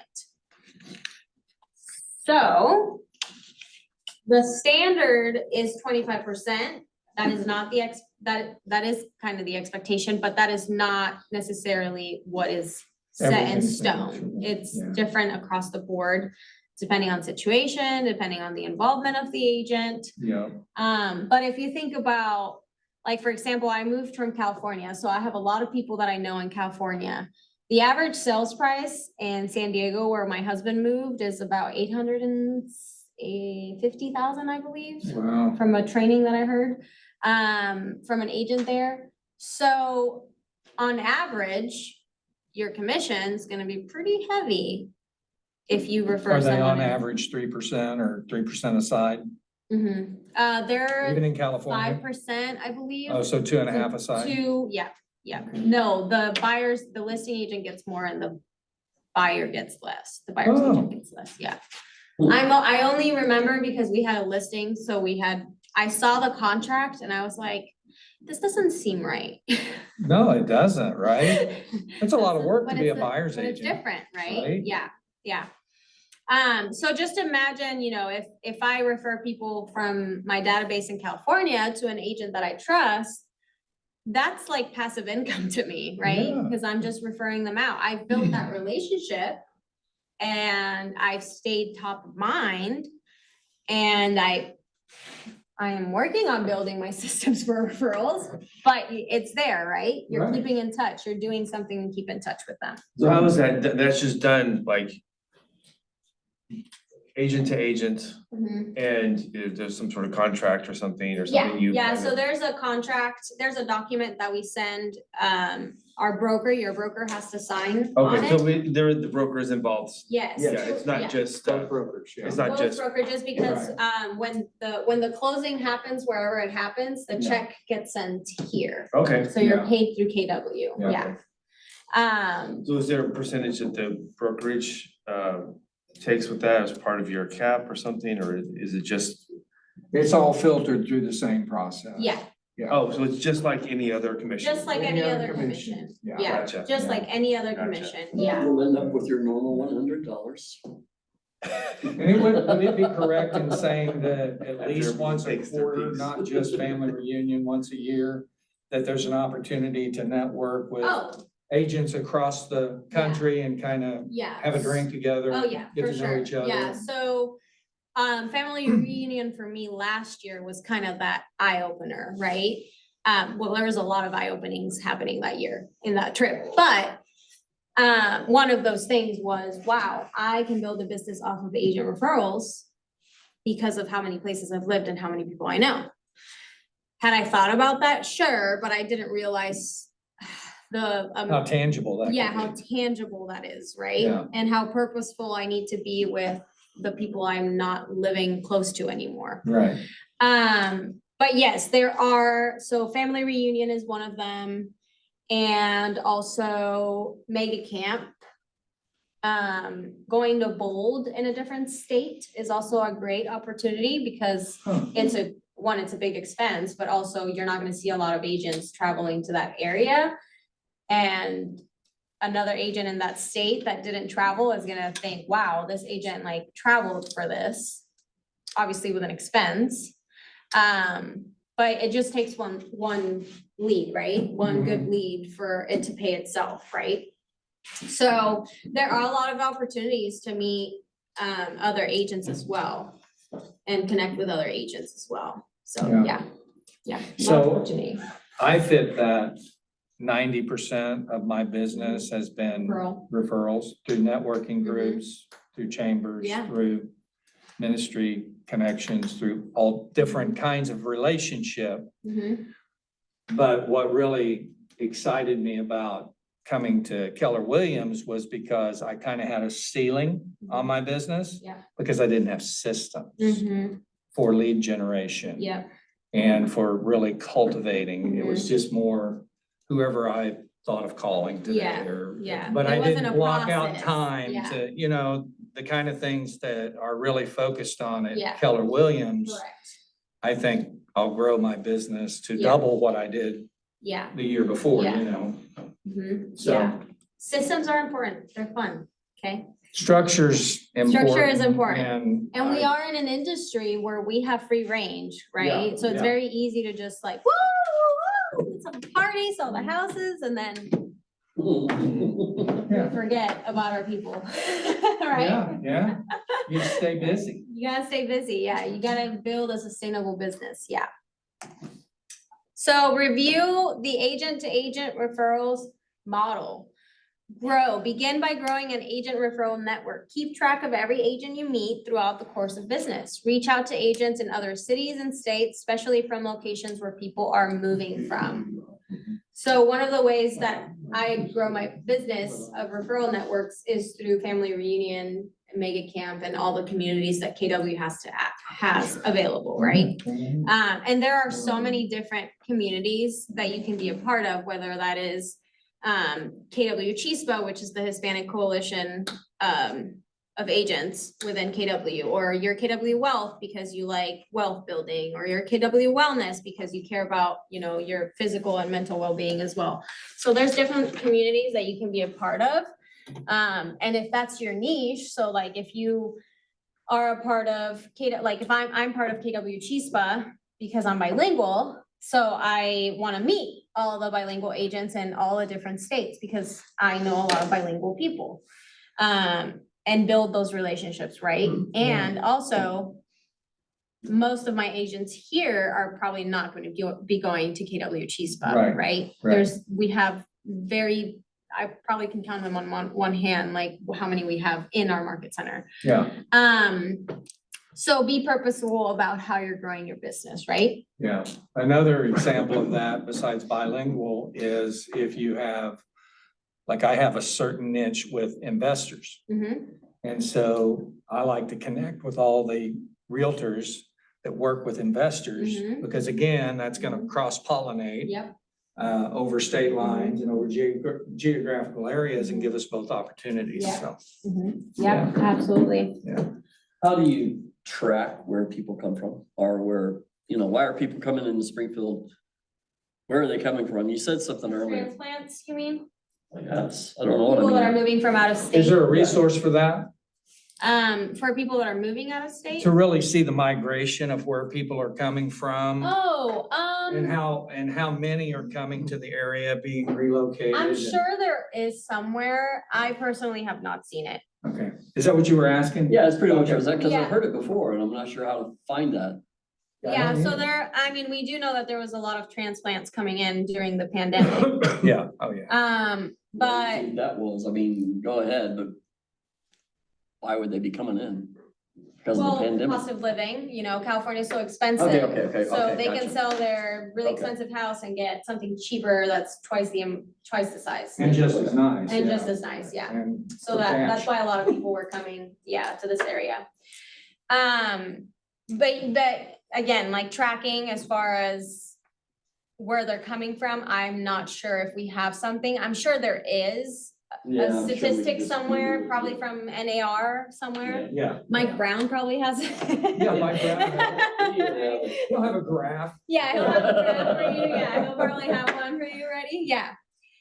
Number 2 is managing, right? So systemize your agent referral network by being purposeful about it. Just as with leads and contacts, build relationships and provide value, make it reciprocal. They provide your referrals and provide referrals to them.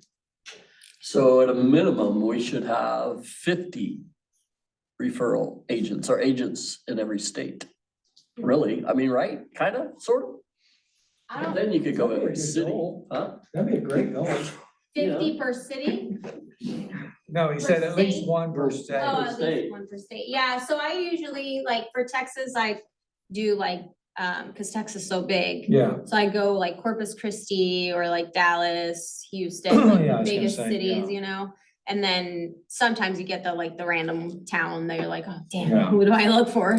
But yeah, keeping track of that. So like one of my goals this year is to have, cause I have my KW referral network, but I would like to have an Excel sheet where I can see you know, what areas people serve. Yeah, yeah. And where they're at and their information and all that. Cool. You kind of need at least 3 in Missouri, because you got Kansas City area, Mhm, St. Louis St. area, Louis. and then the central Missouri area. Mhm. Yeah, so I So mean, you, just in Missouri, you yeah, need, you could have 50 total Mhm. to begin with, but you could really, like I said, break it down per state. yeah, 2 or 3, 4 or 5 per depending state. on cities. Yeah. You Yeah. probably need 1 per city. How many cities are there? Mhm. You I mean don't need one per metropolitan city. area. I mean Metropolitan, metropolitan area. You don't need one for Flemington, Missouri, it's only. No, 200 I meant people. metropolitan area. Yeah. Yeah, And I then got you. maintaining, Yeah. so keep your network up to date and stay in communication with network partners. Track all referrals going out and coming in. Yeah. So add them on Facebook, right? After I came back from family reunion, first thing I did was add them all on social media, all of them. And then I sent them a video text. I didn't just text, I sent them a video of me saying like, it was so nice to meet you at family reunion. I really look forward to connecting with you again next year. Please keep me in mind for any referrals and add me back on Facebook. Boom, sent. It reminds them of who you are, because one, if you drink, there's a lot of drinking happening. Sometimes you forget the people you've met. And 2, you're talking to so many people during those events. You are bound to forget names and faces and all of that. So I don't forget reminding, faces, but names. yeah, so remind them of who you are, right? And just be like, hey, you know, if you were, you know, dancing crazy, or if you had something that made you stand out, just say like, hey, remember me? I was wearing the crazy red pants, like whatever, like something that people remembered you by. And then they'll be like, oh yeah, I remember her, and add them on social media. They want to see what you're doing in your area as well. I watch what other agents are doing, and whenever I see those Facebook groups, so they're like, I'm looking for an agent in so-and-so city. I know who I'm going to refer to just because of them staying top of mind, the value that they're bringing, because I follow what they're posting on social media. Do you know what you're talking about, right? Are you producing? Are you involved in the community? Do I see that you keep in touch with your clients? Do I see that your people are commenting, you know, how amazing you were, or whatever it is? So make sure that you're maintaining those relationships as well. So in groups of 3, well, we'll have one group of 3 and one pair. We'll take 5 minutes to discuss ways to build relationships with other agents in your market and outside your market. We'll take 5 minutes. Come on over. Well, wow, outside your market, in another state. You know what, I like to travel, I've never seen one. Take a trip up and see them. You know, Yeah. it's kind of like, You probably won't refer to them, right? Because they're like- is that how you say that, or is it Hugh? Well, yeah. but I don't know, what I'm saying Brian. is shit. Yeah. I think you're referring 'Cause to. I wanna make a trip over there and just say hi. 'cause, yeah. Especially Kelly Williams. So a way to reach out to them and build a relationship, But you notice that. obviously, Yeah. I was kind of surprised because we're all kind of. one would be, my thought would be to travel and say hi to them, maybe a couple of times a year, maybe. I didn't know if that would be. Yeah. Anyway, and then, Culture's different. obviously your telephone calls, you gotta have a few conversations. Send them something in the mail, like a gift card to whatever, you know? I don't know. Your relationship. How about you? What do you think? I think for like your out-of-state people, you You know, can succeed at a very once you've high made the level. connection, making sure you keep that Help connection, you succeed at a know, very high find level. out about them, you know, wish them happy birthday, happy anniversary, watch their social media. Oh, I saw you had a closing last week, congratulations. Succeed you at a know, high level. Yeah. Kind of stay in front of them. There's Yeah. not an unhealthy. Exactly, I mean, it's just like, man, you can stay so busy, just think about Oh, really? it, Right? you know, just think about it, so, Share resources and stuff. again, Not. you might not pick certain out, resources. if you're, you know, referrals, if we're gonna do it across the nation. Yeah. Even I guess we could do it worldwide, so to say, but if we did it across the nation, pick out your favorite spots. Exactly. But that's You know? not the case. I don't know, Right. I don't know No, There's why I an would wanna go to abundance Montana. exactly. of leads. I have a good friend, she Yes, wants to go to exactly. Montana so Yeah. bad. But I don't Yeah, know so, why. To each their that own. makes I don't sense. know Yeah, either. you know, I mean, yeah, so that would be a key thing there is, commonalities, like, okay, cool, I love it, it's Corpus Christi, I mean, one's fantastic, or maybe something in Florida or Alaska or whatever. you know. some Well, commonalities you as can go far as on- You can go on command. Mhm. and Deciding who you wanna reach out to. of, you know, I guess, I don't know, Yeah. you know. For each I state. think it would be, And you know, especially if you get. maybe if you talk to some someone other that you're selling agent, I mean, a cause you house, wanna, they're gonna you wanna buy a connect house with somebody somewhere else, who and provides good you service. Yeah. You know, and yeah. has a good reputation, so That's I mean, right. it's gonna take So you some can just get research, How do you know? certain phone calls and research there as Oh, well. okay. Because Yeah. you wanna Research, yeah. not just That's my them. question. Time as far as watching them and seeing what they do. I mean, you know, you might need So a you new call agent somebody else. that you kind of really clicked with and they're out of So state you do the, or out of you city. do the interview. Yeah. You don't ask your client. to do it. Right. And then they're starting to grow real And you know quick the and right such as questions that. to ask. Exactly. And then that brings us back to the state. You know, like who do you know in St. Joseph, Missouri? Who do you know down in Branson, Their social media. in the boot everything hill, you else, know? yeah. So Yeah, Although, I probably. I don't know. wouldn't be an agent. there's all kinds of, you could have fun with it. on social You could, media Like she yeah. was talking about, cause I wasn't really using. I'm not sure what we're supposed to be deciding here. I got lost. well, you know, It's like where and you I, see my value when I went to Bold and we from had a social lot media, of, never. you know, Anywhere, a yeah. lot of people Oh, work yeah. in Springfield, but there were Okay. people from And through Joplin who building came up, relationships you know, it with was a good them. way to meet people, But and then I they went never to social the network. greater So I'm Heartland just now that they starting. had to in have Branson, a so that was our social network. whole So I'll look like a brand new region agent. for Keller Williams, You know, so, I mean, on the there were social people there network, from if you don't Kansas, know. If you do your. whatever, Mhm. I don't If know you where don't- her whole region goes, Right. but there were people from all over there, you But you know, know, so that's a and- way. and There's not it's- much it's- presence if you- So, you know, talking about locals, so I'm in Scroll down a long Stockton. Correct. And you And if I had somebody that's Even with my in agent for Branson, money. Mhm. I would refer that out Yeah, because yeah. I think it yeah, does a So. disservice. Service. Well, both ways, it does a disservice to my client if I try to do it myself. Mhm. Because I don't know my way around, I don't know all the ins and outs and all the cool places to So you'll have a go. lot of. Whereas if you send my client to somebody in Branson, they know the stuff, you know, they know what's going on. Right, like a local expert. Yeah, Yeah. exactly. So I think, and have you ever done it? I have done one referral.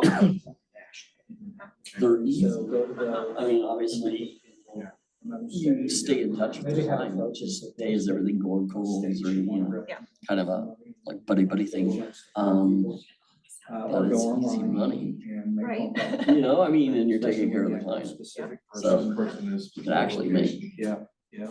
You can actually make that your real estate career, You just could be a figure out a way to referral, do it, yeah. just be a referral agent. Yeah. Once they know. Yeah, just go to the airport. Start handing out cards. There you go. What city are you from? I don't know.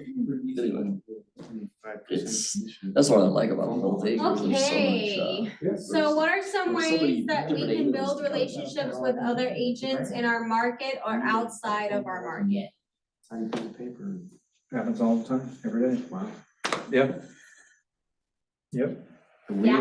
wheels are turning. Yeah. The wheels are turning. You wanna share some wheels with me? Oh, just, I mean, I knew about referrals, I didn't know how much they were, and I didn't know how it worked through the brokerage and all of that, and it was official, it wasn't just. So, yeah, I mean, We we. just spit in our hands and we go, That's what Deal. I thought it was just like, You're so terrible. I knew it wasn't like that. I know, I'm just messing with you. But That no. would be a lot of trust, but We know a lot of people, that are all over the country, yeah. and so. He's gonna need a lot of referral partners. I was gonna say, you've Yeah. lived Well, we have outside of this the big country as network well, right? Of very mobile people that Yeah. are in and out, back and forth. Yes. Yeah. Moving in and out of the country and their kids, so. Yeah, you're gonna need that. Yeah. You're for sure gonna need that, yeah. That's awesome. It sounds good just to make a few phone calls and get a 25% of someone's commission. Yeah. It feels bad. Feels good.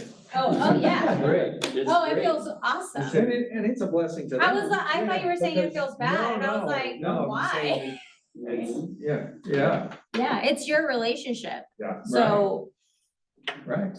In all reality, you could make a living just doing referrals. You could be a referral agent, You could, you know? I don't want to. But You'd you have to could. have a lot of referral business. Yeah, you'd have to.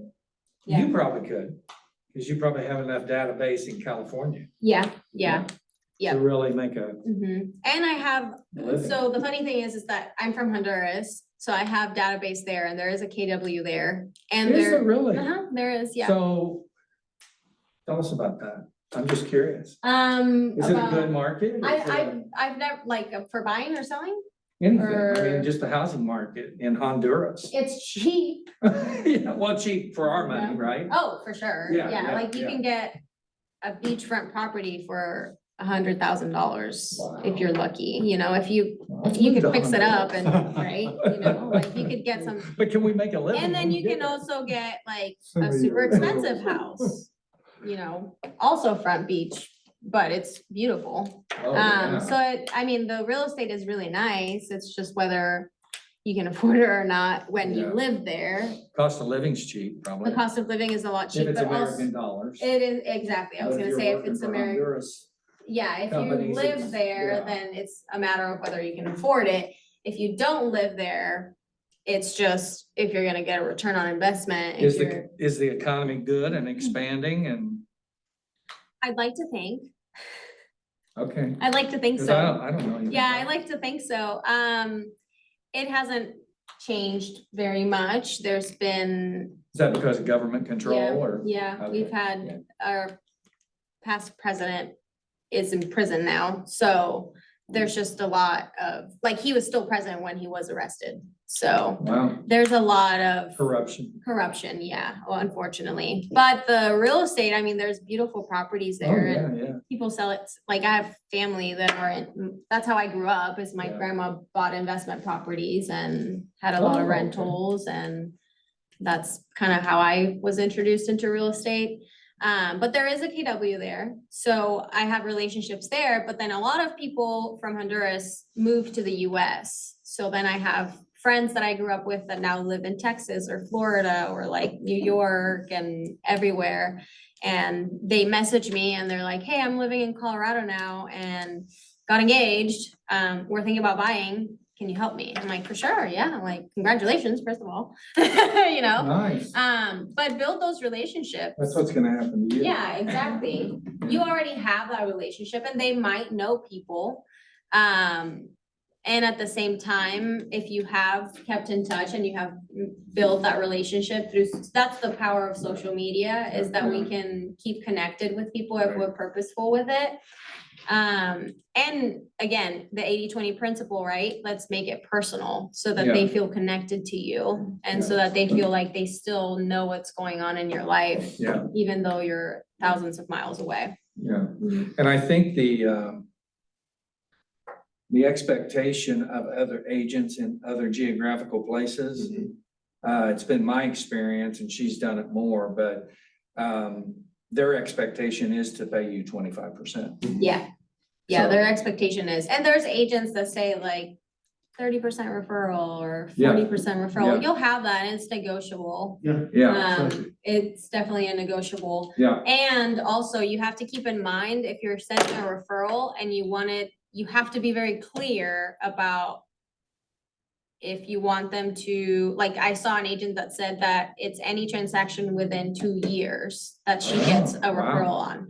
So you have to be, if you're expecting that, then you have to put it in writing, because if not, the referral is just for that one. that one transaction. Yeah. So if they buy and then they sell 3 years later, don't expect a Sure. referral from it unless you wrote it on your agreement.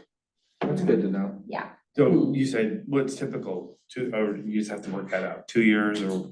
It depends. So like if it were my family, I'd probably say in perpetuity.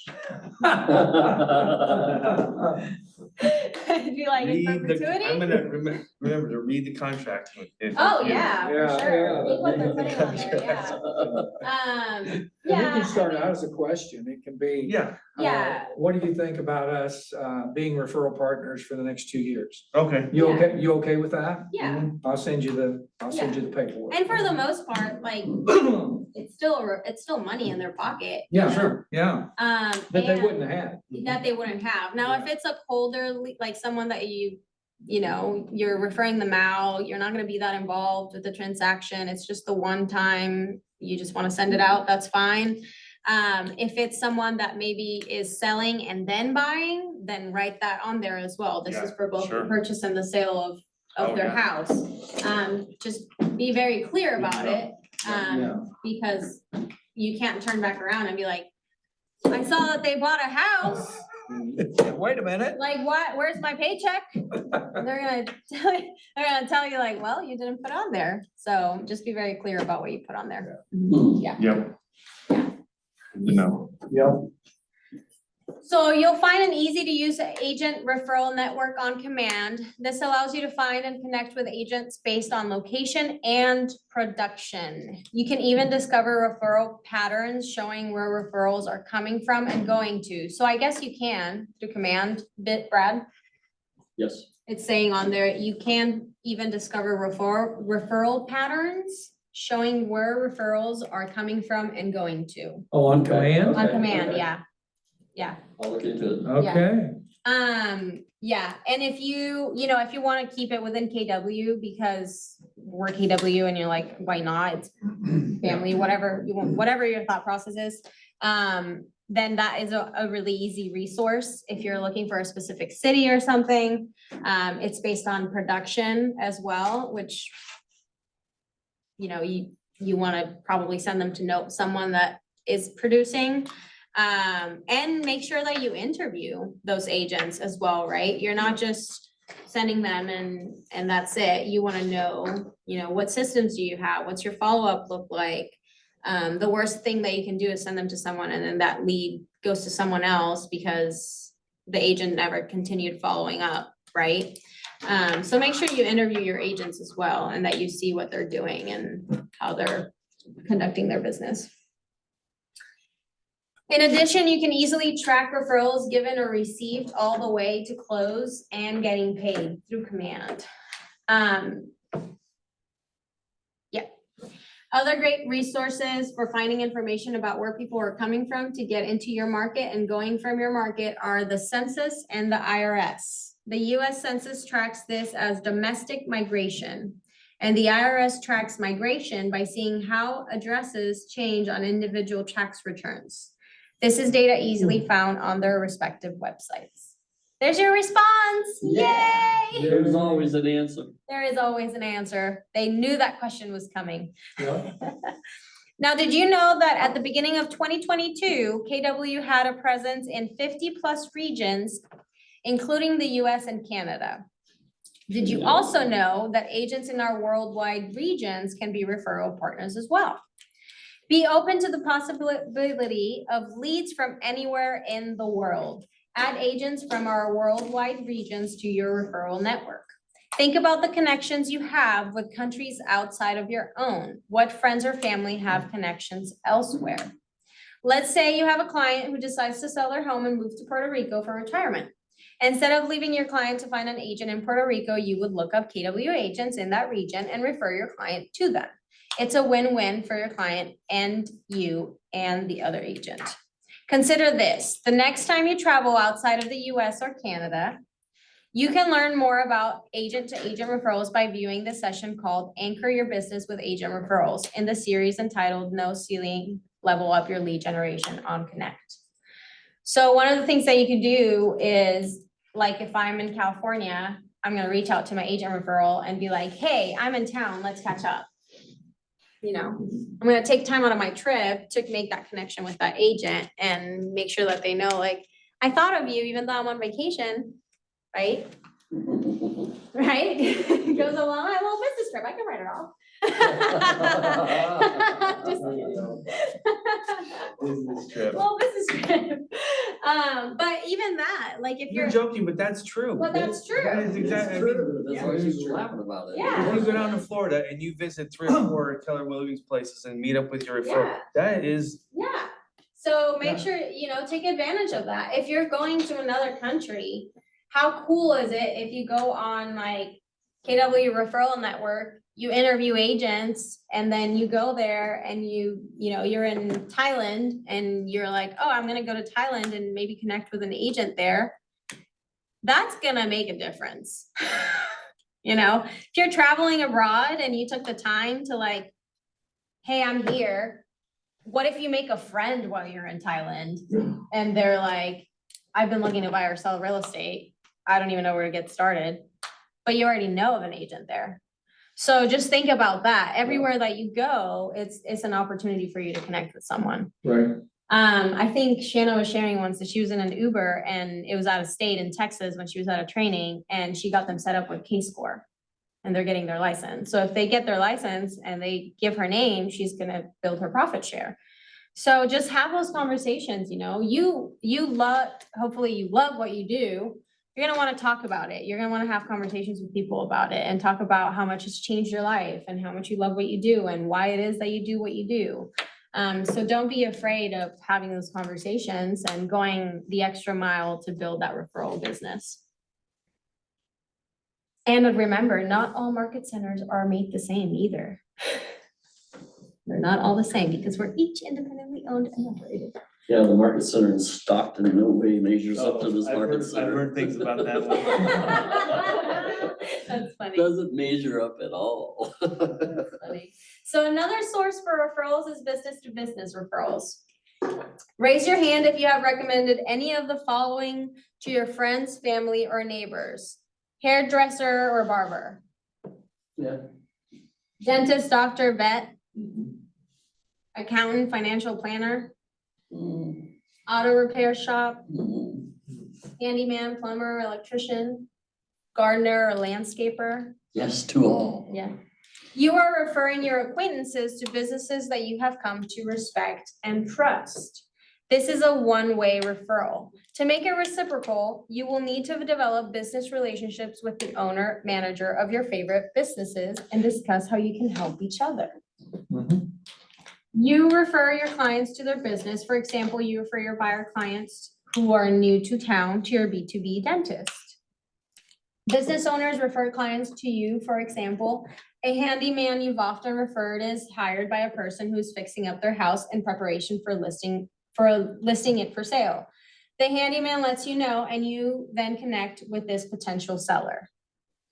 Keep in touch, just keep in touch and nurture your vendors too. And make sure, even your lenders, make sure that it goes both ways. You know, just make sure that you're building those relationships and that you are nurturing them and that they know that, I always tell people when I refer someone, I tell them, let them know that I sent you. So that they know who they're, because sometimes people go, I got your phone number. Sometimes people ask who they got it from, sometimes they don't. But it's always good to say that because they might also give them better treatment if they know that they're coming from you. So make sure that you remind them hey, let them know I sent you so that you get 5-star, not that they wouldn't, but so that you get VIP treatment. This is easy to get started. So turn to your participant guide and in the next 2 minutes, write down the businesses you would like to connect with to let them know you are a real estate agent and would like to help their business. I can give you guys 2 minutes for this one. Did you have some people coming on? Other businesses,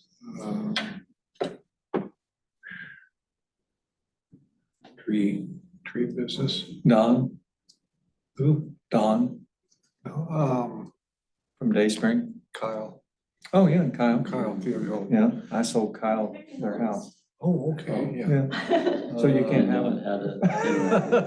Yeah, yes, so I can text. I sent him a notice the other day and said, hey, I'll use you next time. Sorry, curious. Okay, Oh, Tree there's Fast, some good- that's Tree good Fast people. Tree, yeah. Yeah, and then, Don, oh gosh, you know him, he's at Dayspring too, he's a tree guy.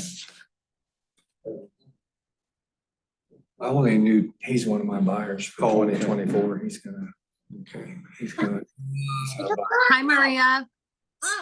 It's Amy and Natalia. Hi. Business people. We're learning how to log into Zoom.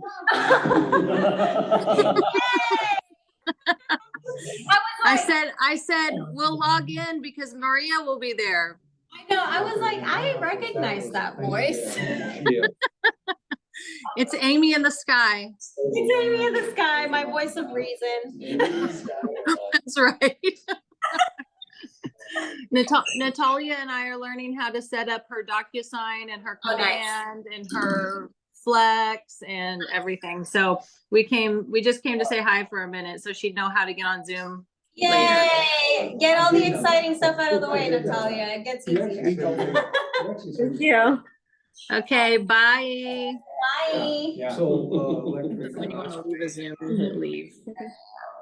okay, so, All right. Brian Goodman. That's our time. Yes, yeah, yes, yeah. yes. So who would like to share some businesses or people that they want to connect with? To know, to let them know that you want to either work with them or that you're a real estate agent.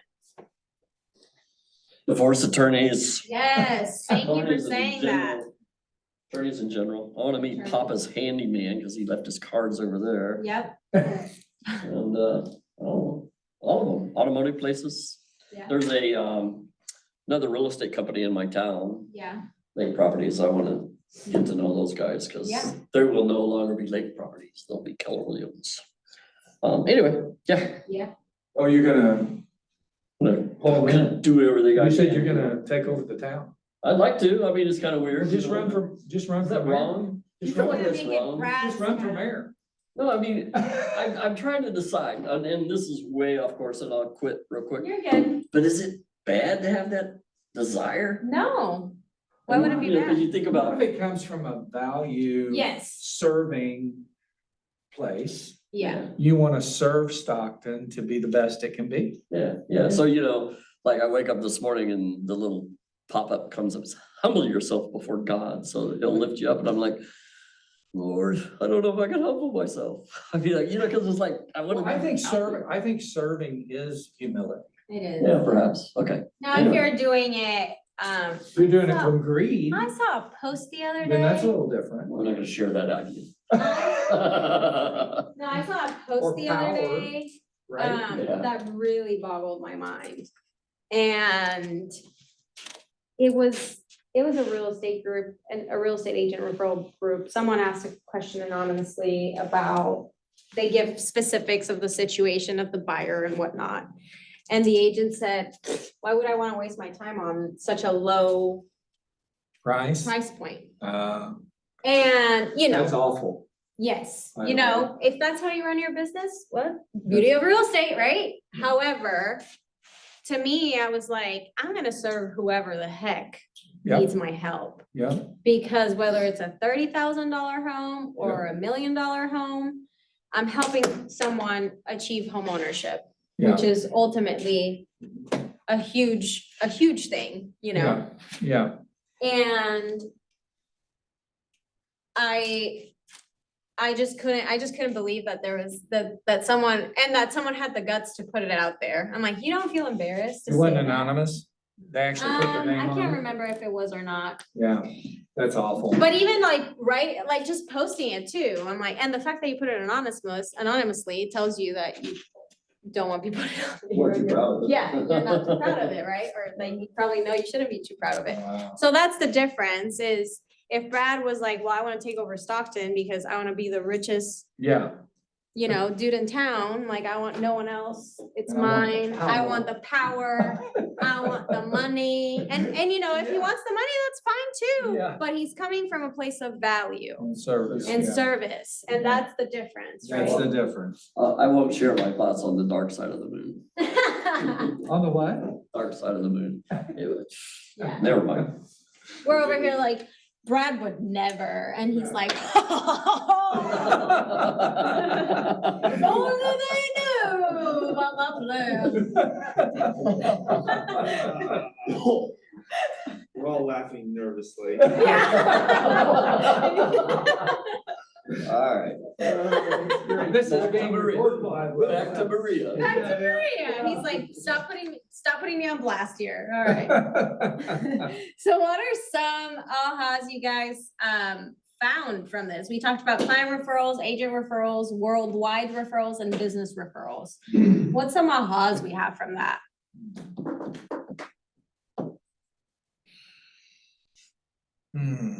Well, what you said about a language barrier, Mm-hmm. I like that, meaning that was kind of, aha, I should reach out to people, that speak different languages. Yeah. Yeah. But then I wondered, well, how am I gonna communicate with them?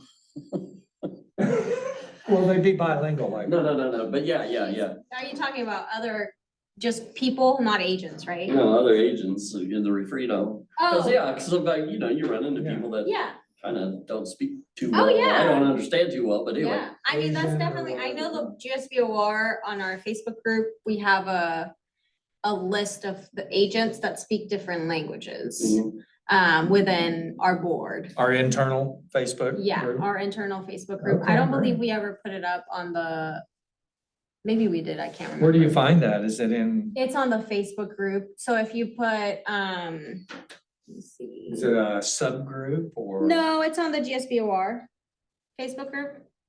On the GSBOR Facebook group. Oh, I've never seen it. The GSBOR Facebook group? Yeah, see, I'm new back to Facebook. Yeah, so the Facebook group is called GSBOR Realtors. Oh, okay. It's a private Facebook group. Okay, And they have it on there. who's bilingual and. Yeah, who's like, we have like who speaks what language? Mandarin. Yeah, You know, we have all the stuff, all the things. But yeah, I mean, even going out and building those relationships with those agents, right? Because if you have a referral, you want them to know you too, and you want to know them and how they. There's one agent, she was at Remax, I think. She is foreign and I can't, she's What's been her in, name? I cannot say her name to save my life. Okay. But I've seen her like 3 times in my life. And every time she's so nice, so like, keep me in mind for any, you know, referrals for her link. And I can't remember her name, but I have her on my, On your stuff, Thing. yeah. Is there a Keller Williams resource for bilingual? No, but we are languages? going to work on a You're gonna list. put that Yeah, together? we're gonna put that together.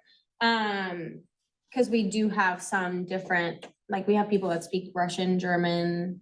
Yeah, in this market center. Yeah, in this market center, like Brett Smiley, I think speaks a little bit of German.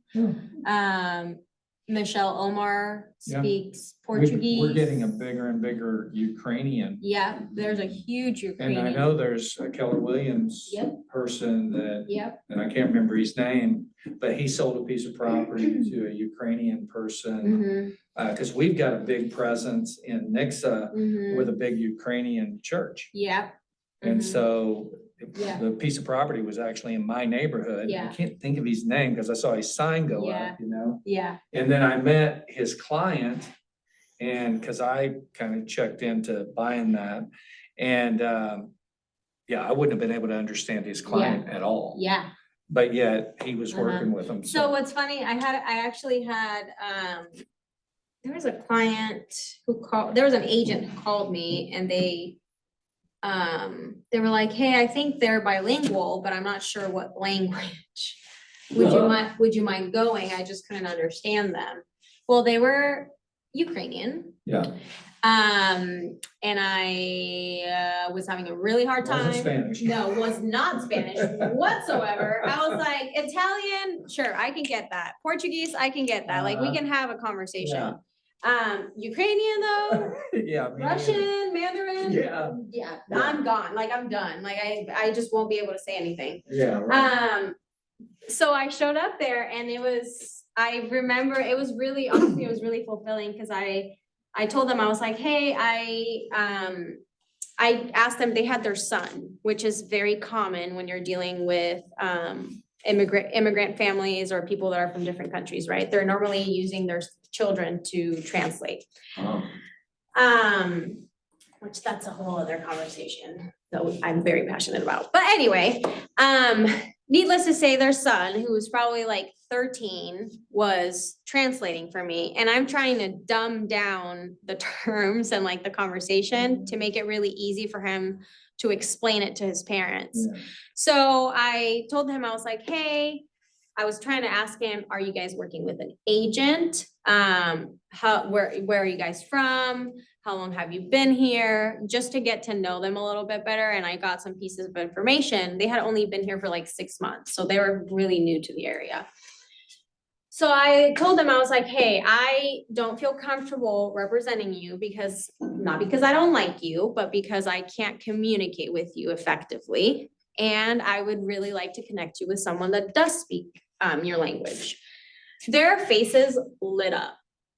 Like they felt like they felt seen. And so I remember they were like talking to a lender, and I called one of the Ukrainian lenders that I know, and I told him, I was like, hey, I don't know off the top of my head like a Ukrainian agent right now, but they're looking to buy, and I just want them to be able to have a conversation with someone that can communicate with them. They were like laughing on the phone and like conversating, and I'm like, I could never do, I'm funny, but I can't, like, we're not gonna be able to communicate. So again, like even you doing that for people and not having that commission breath of like, oh, I need to I've pay been on more. the other side of that. Yeah, We moved to Azerbaijan, yeah. and we tried to rent a house and open a bank account and buy a car, and Mhm. when you found someone, and back in those days, no one spoke English back then, you know. wow. So, and you're making big purchases and stuff, and when you could It's find trust. someone Mhm. to help you, Yeah. it was just like, oh. It's a huge Yeah. relief, Yeah. yeah, cause you Yeah. don't know, right? And unfortunately, people take advantage of you sometimes if you don't speak the language. You don't understand what they're saying. For Yeah. all you know, you could be signing away your life, right? Yeah, right. I'm serious. Yeah, And there right. is there's a lot of trust that comes with that. Mhm. So just keep that in mind whenever, because I have seen it, I've seen, and you know, to each their own, but I have seen agents that are representing clients and they can't communicate. I'm like, Right. you should not be representing this person, like you can barely communicate. So just take that into consideration when you are referring business or when you get clients and, Are any of the contracts translated into, at oh, least the don't main, even get me started they're on. not translated into Spanish or some? No. Really? No, other states, I mean, I can see them maybe not being for legal use, but at least to, you can come to the state conferences with me and argue that one. I wonder, I already did it once, it went great. No, to answer your question, no, we do not have, our contracts translated in any other language. Other states do have their contracts translated, like New York, I think Texas has them, Kansas City has one. Oh. Yeah.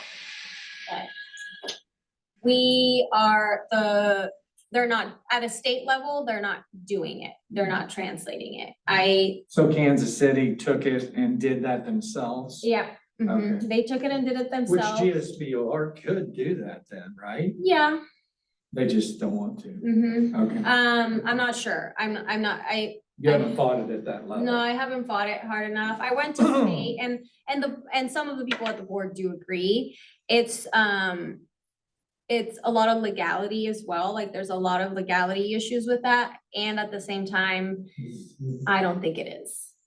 I think it's just an excuse. There's other people there's other states that have done it and that have it, and it works. Okay. And as agents, we're advised not to interpret the contract for our clients, but we have to because there's no contract in Spanish for them to read. Okay. And their 12-year-old children should not be reading the contract for them, so. Yeah, yeah. Yeah, you know, it's a legal document, and when I was at state, the attorney was there and he said something along the lines of, well, they know it's a legal document, they should get an attorney. When you're working with immigrants, they don't have the money to be paying an attorney. Yeah. You know, Yeah. so they're not gonna want to get an attorney involved and pay their fees on top of trying to buy a house for someone to translate the The contract, document. you know, Yeah. it's difficult, but That's why you're better off. That's where to we get come an in. Agent that. that does speak the language, Speaks the yes, language. that does speak the language, and cause then not there's be that, So greedy that you try to yeah, yeah. navigate through it Yeah. without being able to. And you, as an communicate. agent, you are putting Or talk to yourself the at 12-year-old. risk, Yeah, cause you're yeah. obviously translating, but, I think that's part of one of the reasons I love what I do, because I do get to be that bridge in the community Yeah. for people that don't speak the language, because it takes a lot of trust. As immigrants, we can be very distrustful as people too, so it's Mhm. really hard for us to connect and Right, want to right. share our information and want to be open about certain things, so, Right. yeah. Yeah. Any other ahas? Sorry, we went on a tangent there, guys. No, it's just to end the tangent, but to continue just a little bit. To continue, but end it. Addendum to the tangent. I wonder how that would hold up in court, because you're not being a fiduciary, Mm. you know, because if you can't communicate with them, but anyway, not said. No, yeah, well, Yeah, yeah, you're right. exactly, and that, Exactly. thank you, I feel seen, I feel heard. Yeah, it was great. No, I am very passionate about it because, unless it's not a problem until you're dealing with it, right? Yeah. So for the attorneys at the state board or whatever, you know, to them, it's not a real problem, because if they're like, well, you know, we're not gonna translate our contracts for every language. I'm like, well, why not?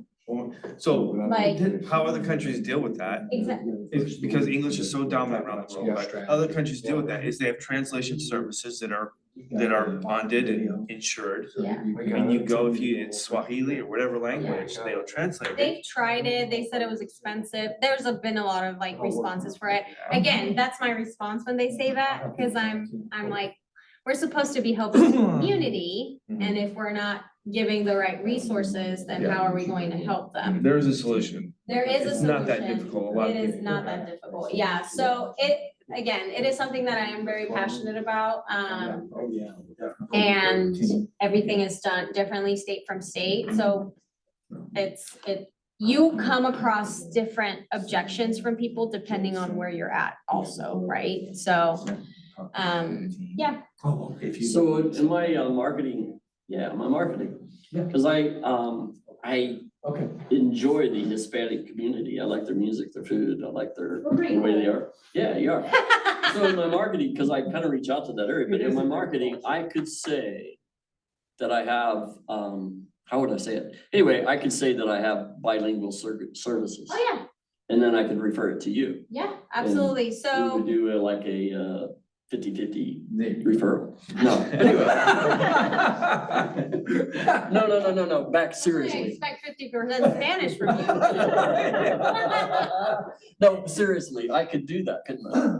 Yeah, absolutely, Oh, yeah. So, for my social media, like whenever I make content and stuff, because I have people from other places, I always say like, if you're thinking about buying or selling, just because you don't live where I live doesn't mean that I can't refer you to a great agent, because I have relationships all over the world that I can connect you with.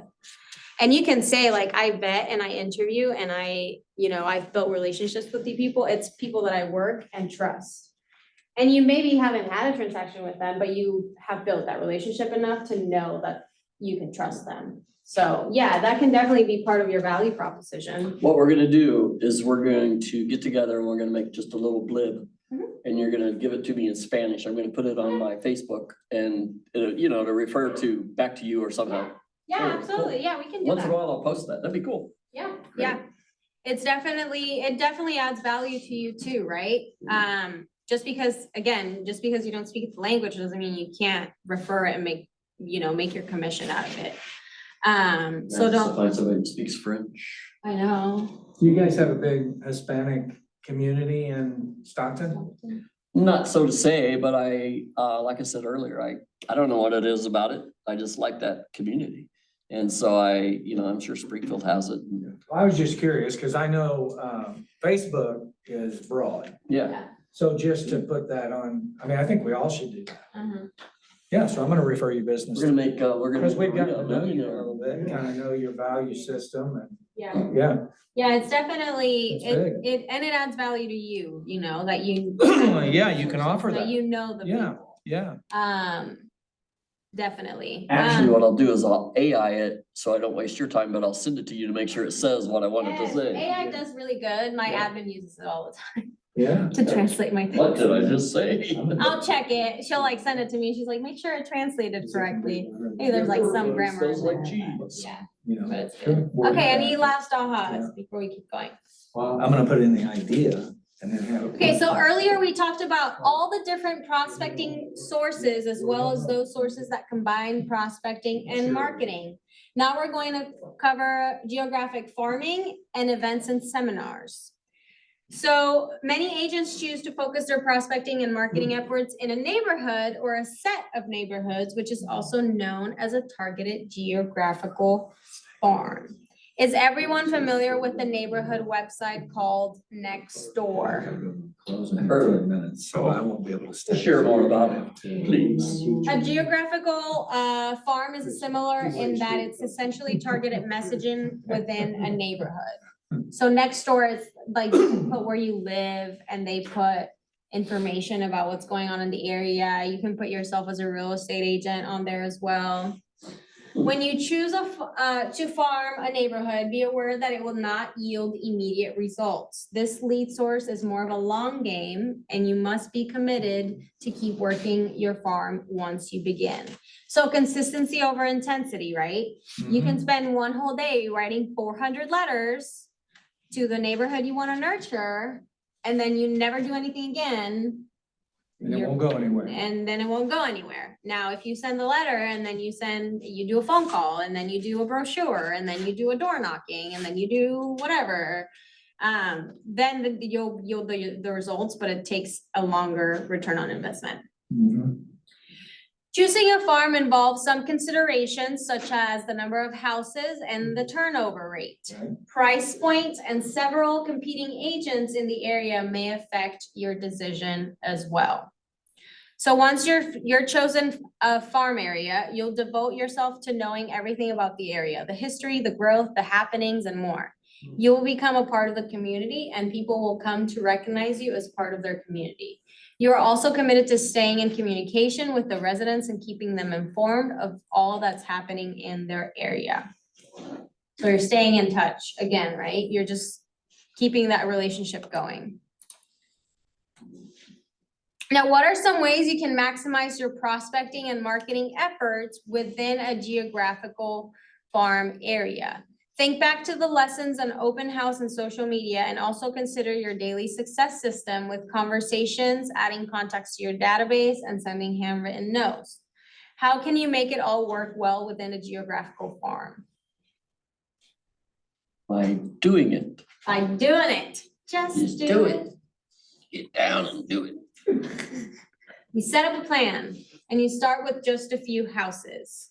This can be where you live, near where you live, an area you would like to live in, or perhaps the area you grew up in. You might consider what you can handle for the long run, proximity, size, and cost.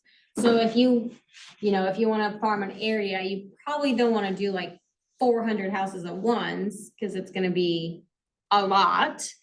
But you might want to do like your subdivision or, the mile radius around your house or the park that you walk around or the school that your kids go to, whatever that area might be. How do you get all the info about the house's owner, street address, phone? CRS tax data is a good way to find out people's addresses. I know RPR, you can also do farming through there. Fast People Search is another one where you can find phone numbers. The Postal Service offers a program called Every Door Direct where you can target a certain mail route. Oh. That works, I've used it. Forgot that. Okay. Yeah. Every Road Direct, Every Door Direct. Every Door Direct. Every door direct. Now, be careful. Because I did one in Kansas City.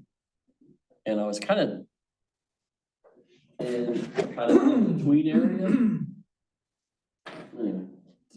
Forget that, because I don't want to explain what an in-between area is. But anyway, I took my stuff to the post office and they kind of acted like they didn't even know what I was talking about. And then I followed up later on in that area and I don't think any of my stuff got sent out. I think it just got hid away. So it's just like anything else, I guess. The post office, sorry, I'm typing. Post office is has a direct. Every door direct. Every door direct. It's inexpensive. Huh? It's Expensive? inexpensive. Inexpensive, yeah. It's inexpensive, okay. Okay, sorry, I didn't mean to cut you off. I was like. Actually, trying to after I send said it, I over. realized it was of no value, so go ahead. Stop it. That's a limiting belief. Scratch that. I'm never gonna do a campaign in Kansas City now. I was thinking about it as that. Forget it.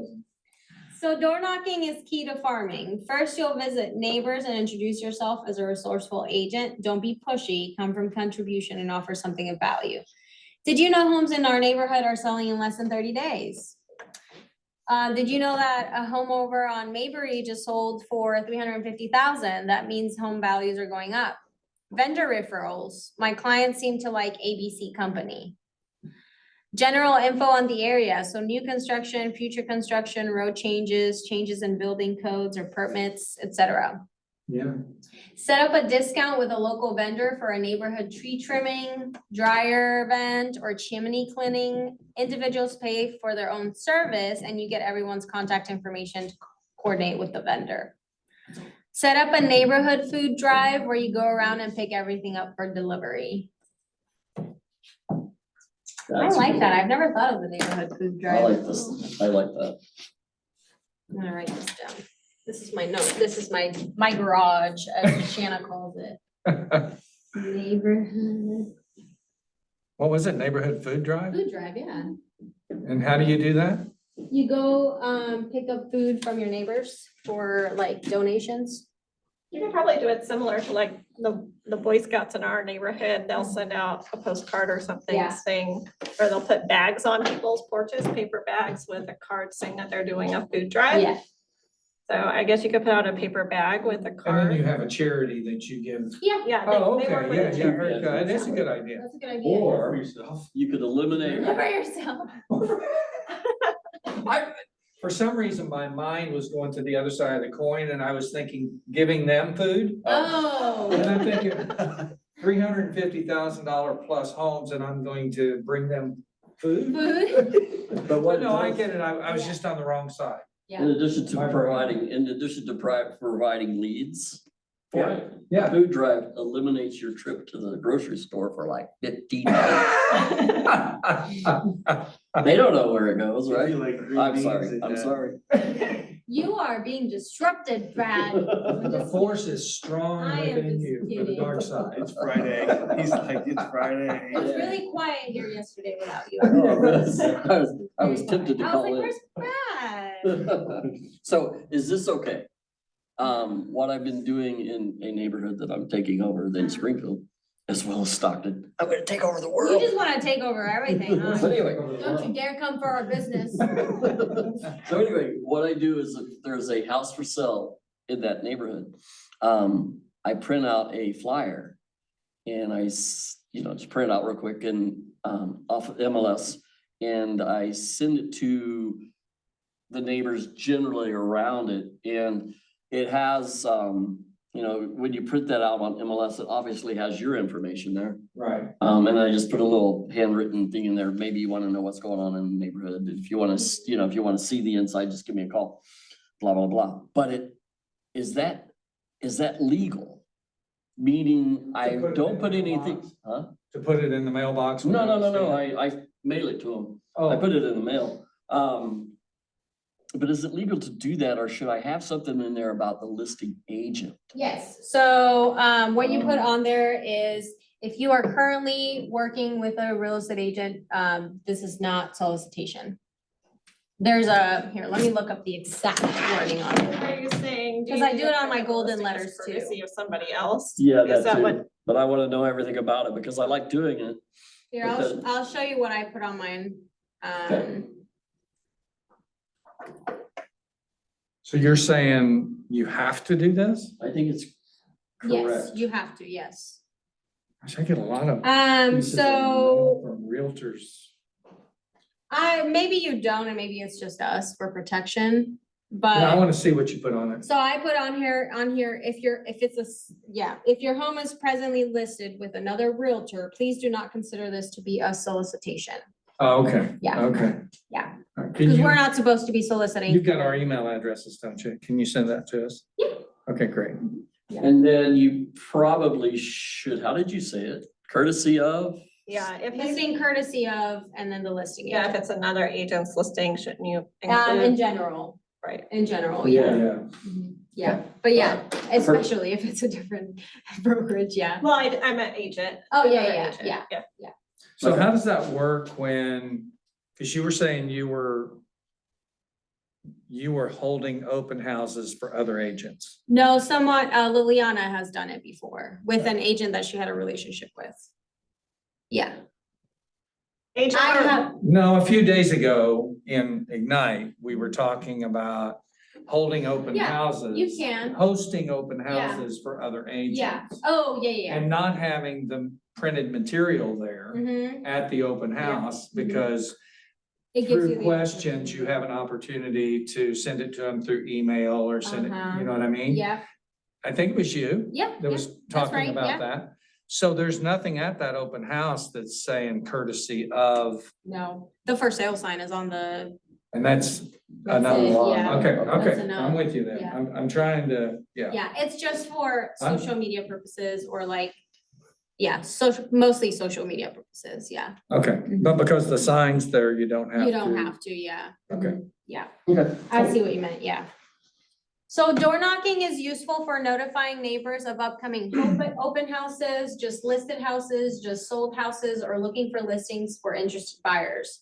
Also, door knock for charity drives, upcoming community events, or community activities such as neighborhood watch or neighborhood cleanups. Always keep safety in mind. Perhaps go door knock with a fellow agent in your farm and do the same for them in theirs. Maybe a spouse, partner, or friend is willing to watch from the car. Or how about partnering with a lender to go door to door? Two final sources of leads are through events and seminars. You may not feel prepared, and yet these can be a very lucrative leads. Events are get-togethers organized and or hosted by you. Successful agents are very creative when it comes to events. Events are meant to attract leads and don't have to relate directly to real estate, and here are some ideas. So a neighborhood cleanup is a good one. Asking people to join you, supply bags, gloves, and water bottles, and ask for addresses to send thank you notes. Sorry, I'm not Family, closing. oh, you're good, congrats. Thanks. And family front porches, set up dates and times with those who choose to participate. Take the photos, then text them the photo or send it by mail. Bingo, you've got enough contact information to put in your database. Virtual game nights, invite via social media, collect names and contact info and have fun. I don't know that I would like that. Sounds weird. How do you do it? I have no idea. That's why I would not want to do that.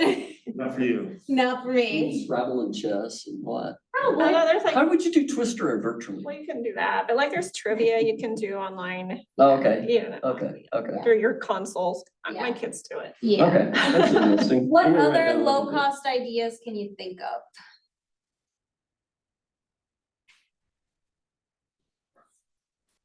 What was the question? I'm sorry, I was writing. What other low-cost ideas can you think of? For like events and seminars? Mm-hmm. Well, I did a quantum leap at the in Stockton and reached out to everybody on the chamber, and that was effective. I didn't do it myself, though. I had somebody that was more qualified to do the actual quantum leap presentation. Yeah. And I would say was it too expensive? I mean, had to rent the center or the venue. Yeah. Anyway, that was my input. You guys say something.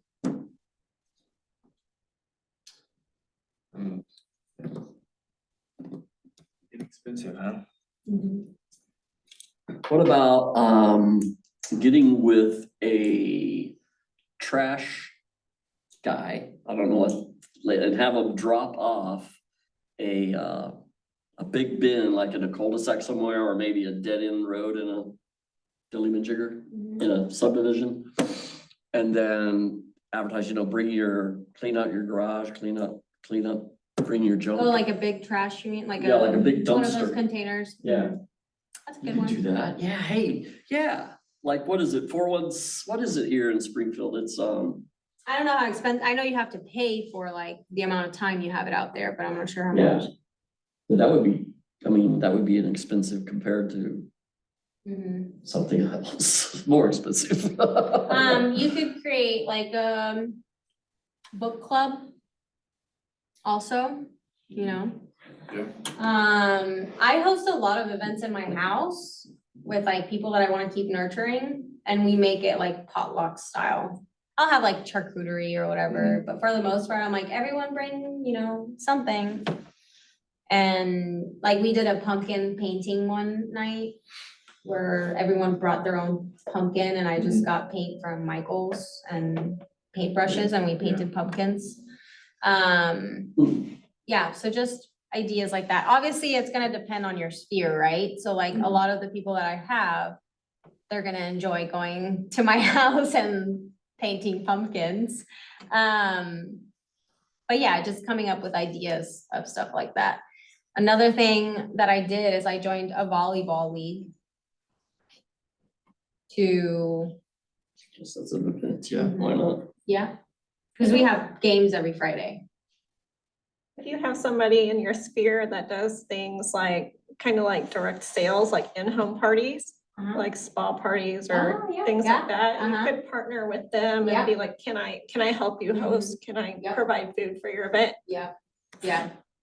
That's a good idea. One of the ones that I'm a part of is a mom group in town. They started back in 21, I believe, 22. And I went to their very first mom walk whenever they like started, have been a part of it since, and I go on their walks because I wanna go walk with other moms and meet them and like see other parents, just make that relationship. But also whenever they have events, like I normally always sponsor something. And it's easy, like the last event I sponsored the bartender and it was $50. I was like, I'll do that. It was like a bartender fee that I paid, Okay. but that was it. And then I just put my banner up. Yeah.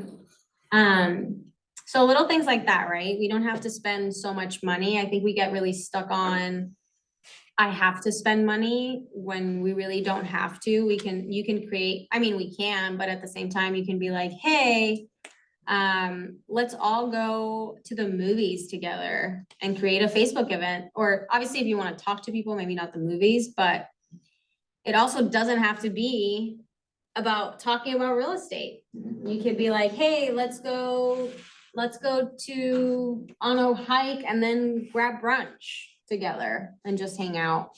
Just get a group of people that are like-minded and get them together, and then they can pay for their own expense, and then you can have other events where you are providing the expense, So I guess a trailer behind an airplane doesn't do much good, does it? Because you can't track the leads. So seminars are also great lead generators as well.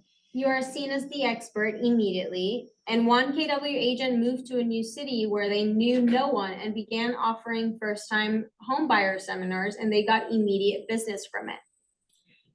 You can download the ready-to-go seminar materials on Connect under KWU.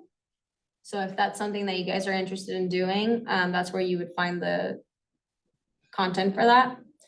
Now, who will consider events and or seminars as lead sources? I personally do, because I like being in front, being sociable. So anytime there's an event and it's something that I'm interested in, something that I enjoy doing, I do go with the intention of lead generating. I do. Yeah. I'm like, I'm gonna go do what I like to do. I'm gonna enjoy myself doing it. And I'm gonna go with the intention of talking to people about real estate and making that relationship. One of the biggest things is that I realized very quickly when I got my license that all of my friends were realtors because I didn't know anyone. So I was like, I need to make friends that are an agent. As much as I love my friends, I needed friends that weren't agents because then all of my events that I thought of were with agents. I'm like, no, go away. We'll do our own thing, but don't come to my event. So make sure that you're, find things that you enjoy doing. Something that I have done too is I'll take one of my best friends, I'll be like, hey, let's go to a group pottery class. Just things that you enjoy doing. That just reminded me, I need to get my name in the, do some ads in the sailing club up in Stockton. Sponsor something, there was something in there, anyway. So things like that, right? Our lead generation, again, doesn't have to be so boring that we are dreading doing it. It can be like, hey, I'm gonna go to this event and it's gonna be with the purpose of lead generating.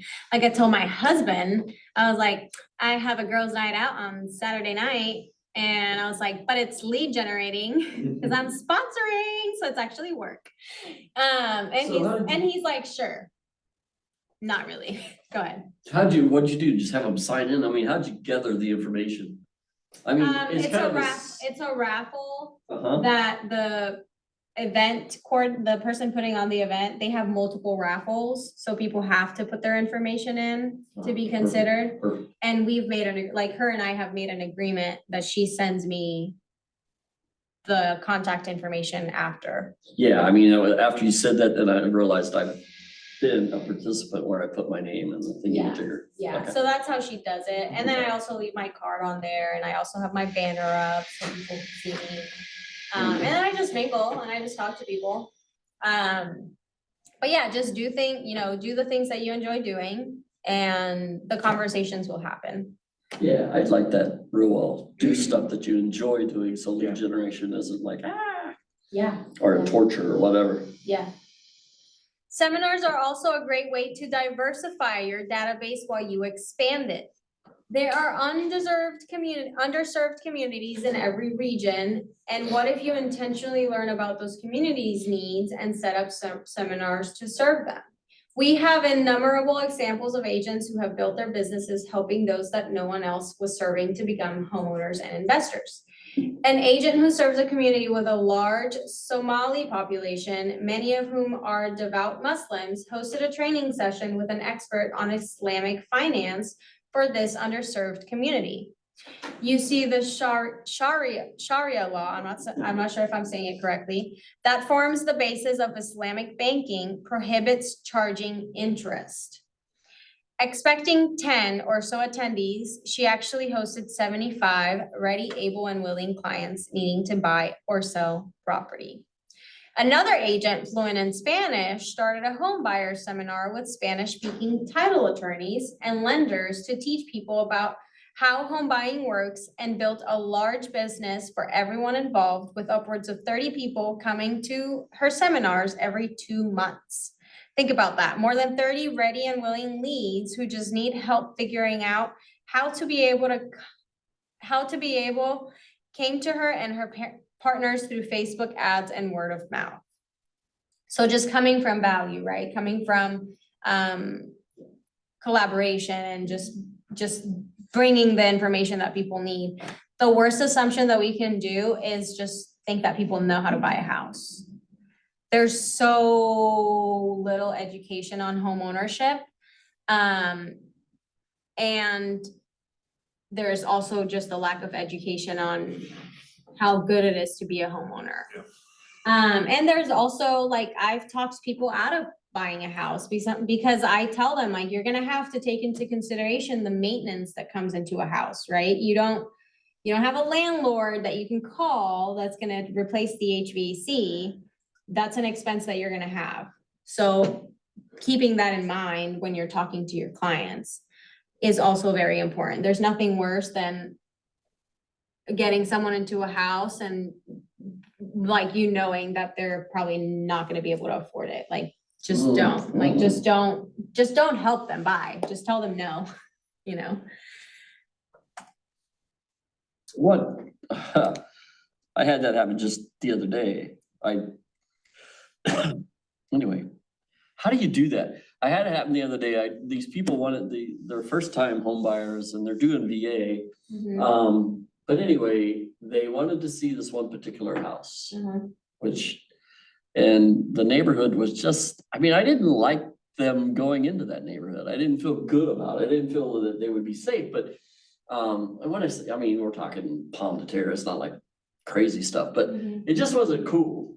Mhm. And I didn't want to, I said, I can't steer you guys, but I'm not sure you want to get into this house. And so I said that, and I'll be darned if they didn't come back the next day and say, hey, we want to put an offer on that house. But anyway, it didn't go through because of what I thought would happen. Question is, how do you do that without steering?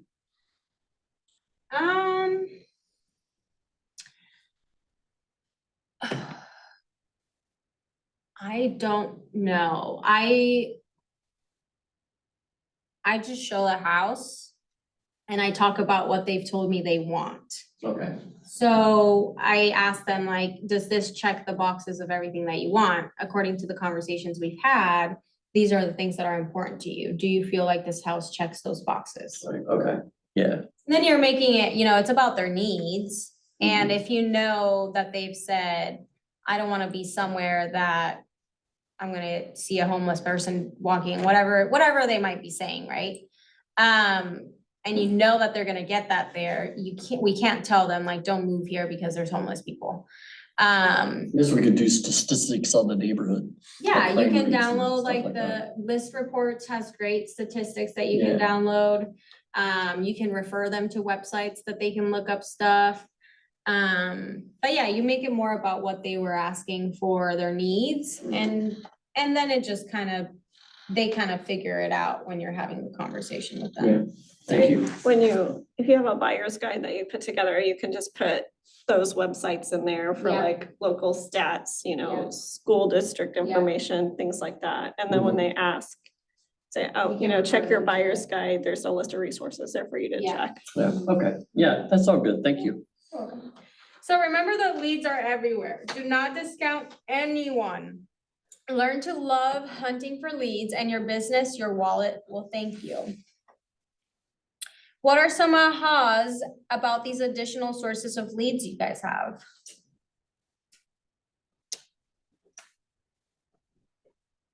Wish I could make a cricket sound. That's a bird. That's not a cricket sound. Cricket.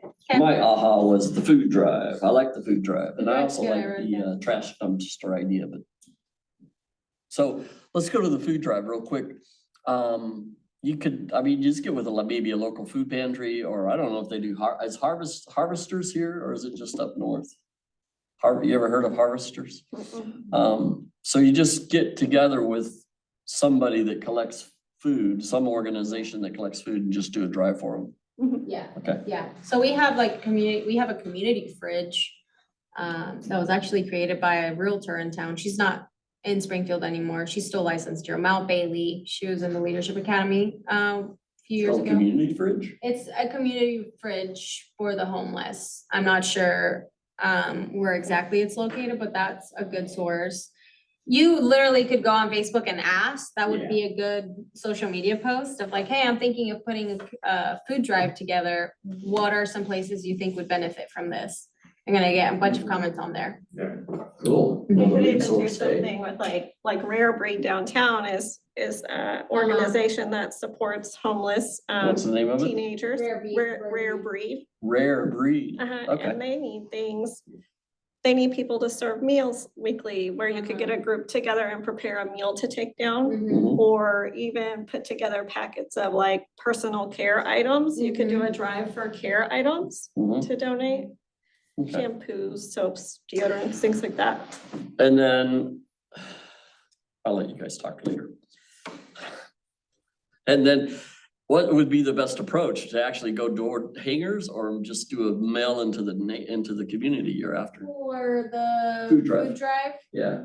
I would probably door knock if you wanted to, the initial time at least, and say like, hey, I'm your neighbor.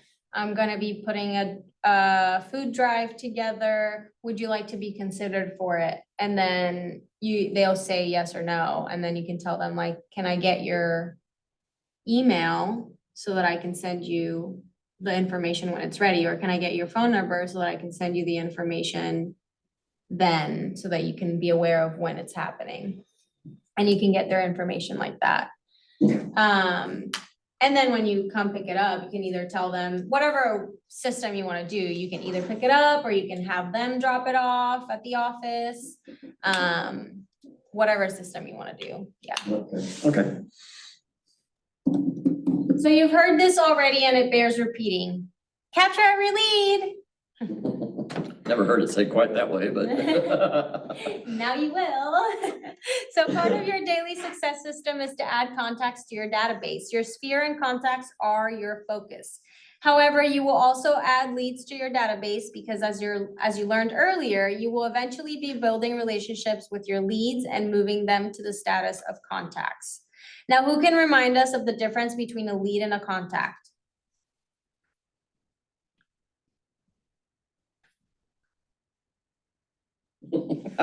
Come on, guys. Come on, guys. Well, a contact's just someone that you know. A lead is someone who's actively or on somewhere on the journey of. Yep, yeah. Right. So someone you know versus someone you don't know. You learned, I did a good job. Yay, on a Friday. Afternoon, I learned something. Yay.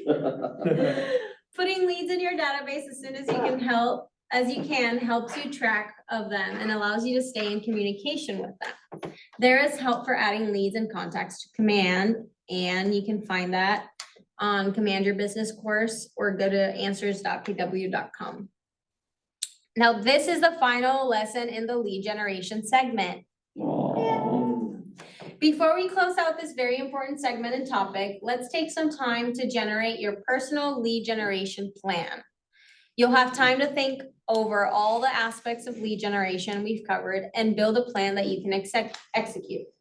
Read through the slide and, no, that's for me, not for you. I'm gonna read through the slide now. So refer to your participant guide. Read through the slide for your idiotic serious. For 10 minutes to build plans. You should use the check mark to indicate if you will take action on that source or activity of lead generation.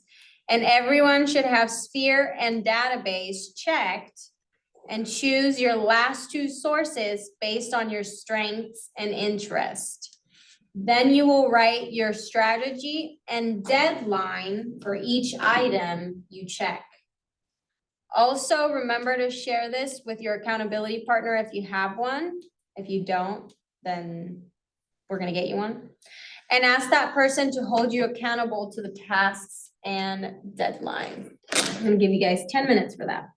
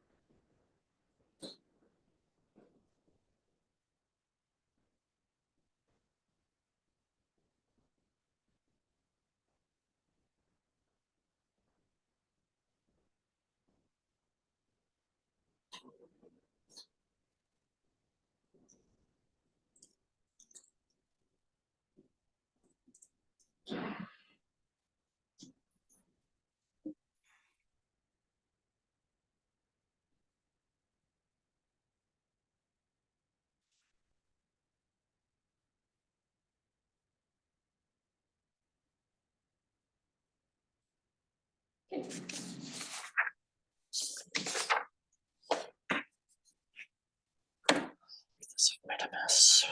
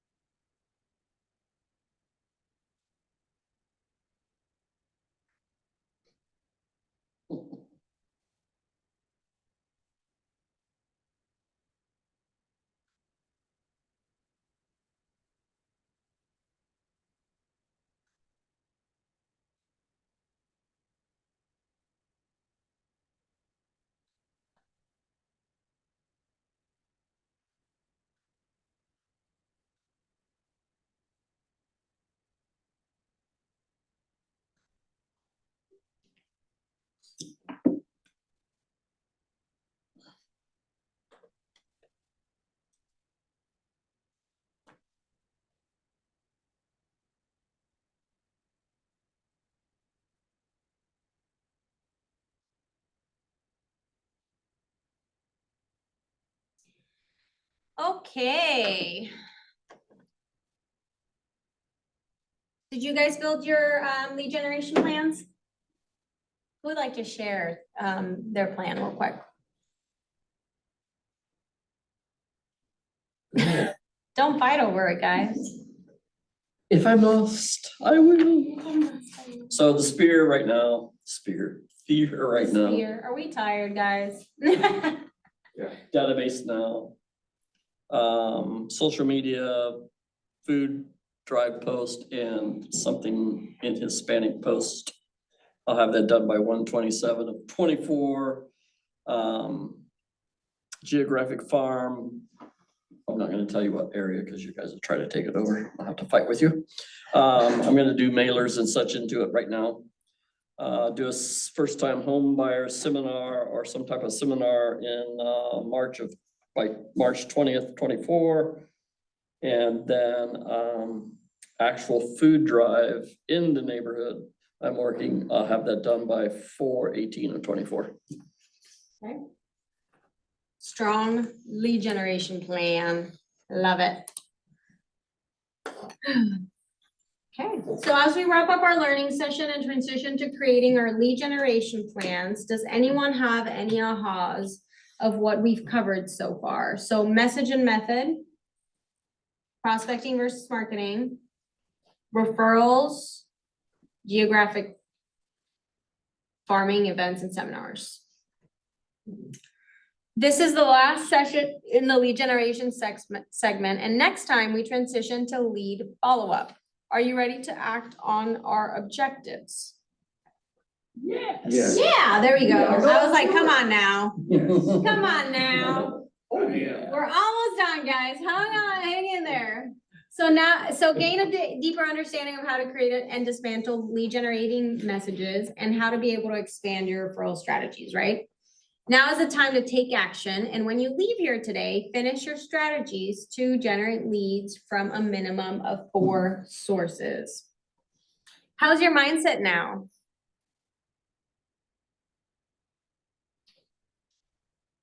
I feel a little tired right now from the whole week, but for sure. I'm very encouraged by all of the ideas and insights and stuff things that I've learned. I was very ignorant at the beginning of this. Now Aw, I'm glad you feel like you. I know half of what I need to know since we're halfway through this. Yes, exactly. If I could just remember my passwords. Just use the same one for everyone. Yeah. Save them. Any other ahas? Oh, yeah. I mean, like, wow. So much stuff. I like the new approaches or different approaches that I hadn't really considered, like the seminars, and then also making some posts in my social media about the things that I like, that I'm interested in versus, I guess it would be the aha of, make it fun. It doesn't have to be a chore. So, and then my mindset, I because we're talking about lead generation and I'm like, yeah, let's get out and do it. And it's like, I'm sitting here in class, it's like, should I be doing this or should I be doing class? So I guess class is good, but. Yeah. You And this is the truth bomb I'll leave you guys with. Cool. Education without implementation is entertainment. Okay? So make sure that you are implementing and that you're actually doing. You can go to all the classes, but if you're not implementing it, then you're not doing anything. It's good to, we can always keep on learning and honing on our skills. And, you see people like Carrie Warsh and Adam Grady, they go to family reunion. They're working on those skills. They're working on those, on getting better because we can always get better. So just because you produce and you're making, whatever it is that you're making doesn't mean that the education stops. It's just about implementing.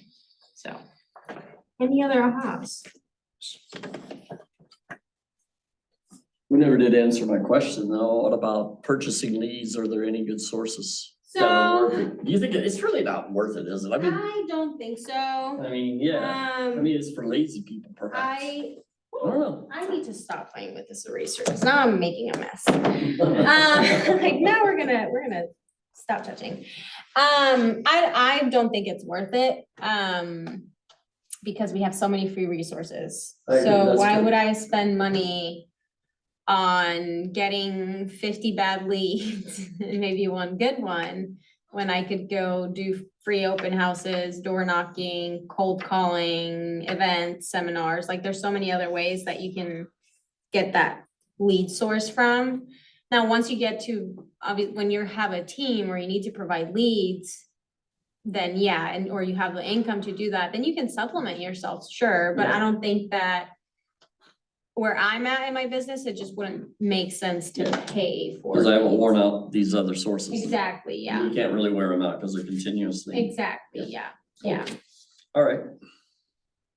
Thank you guys so much for sharing. Thank you. And so your actions for today should be to finish your lead generation plan and to make a commitment to yourself and your accountability partner to act upon it and follow through.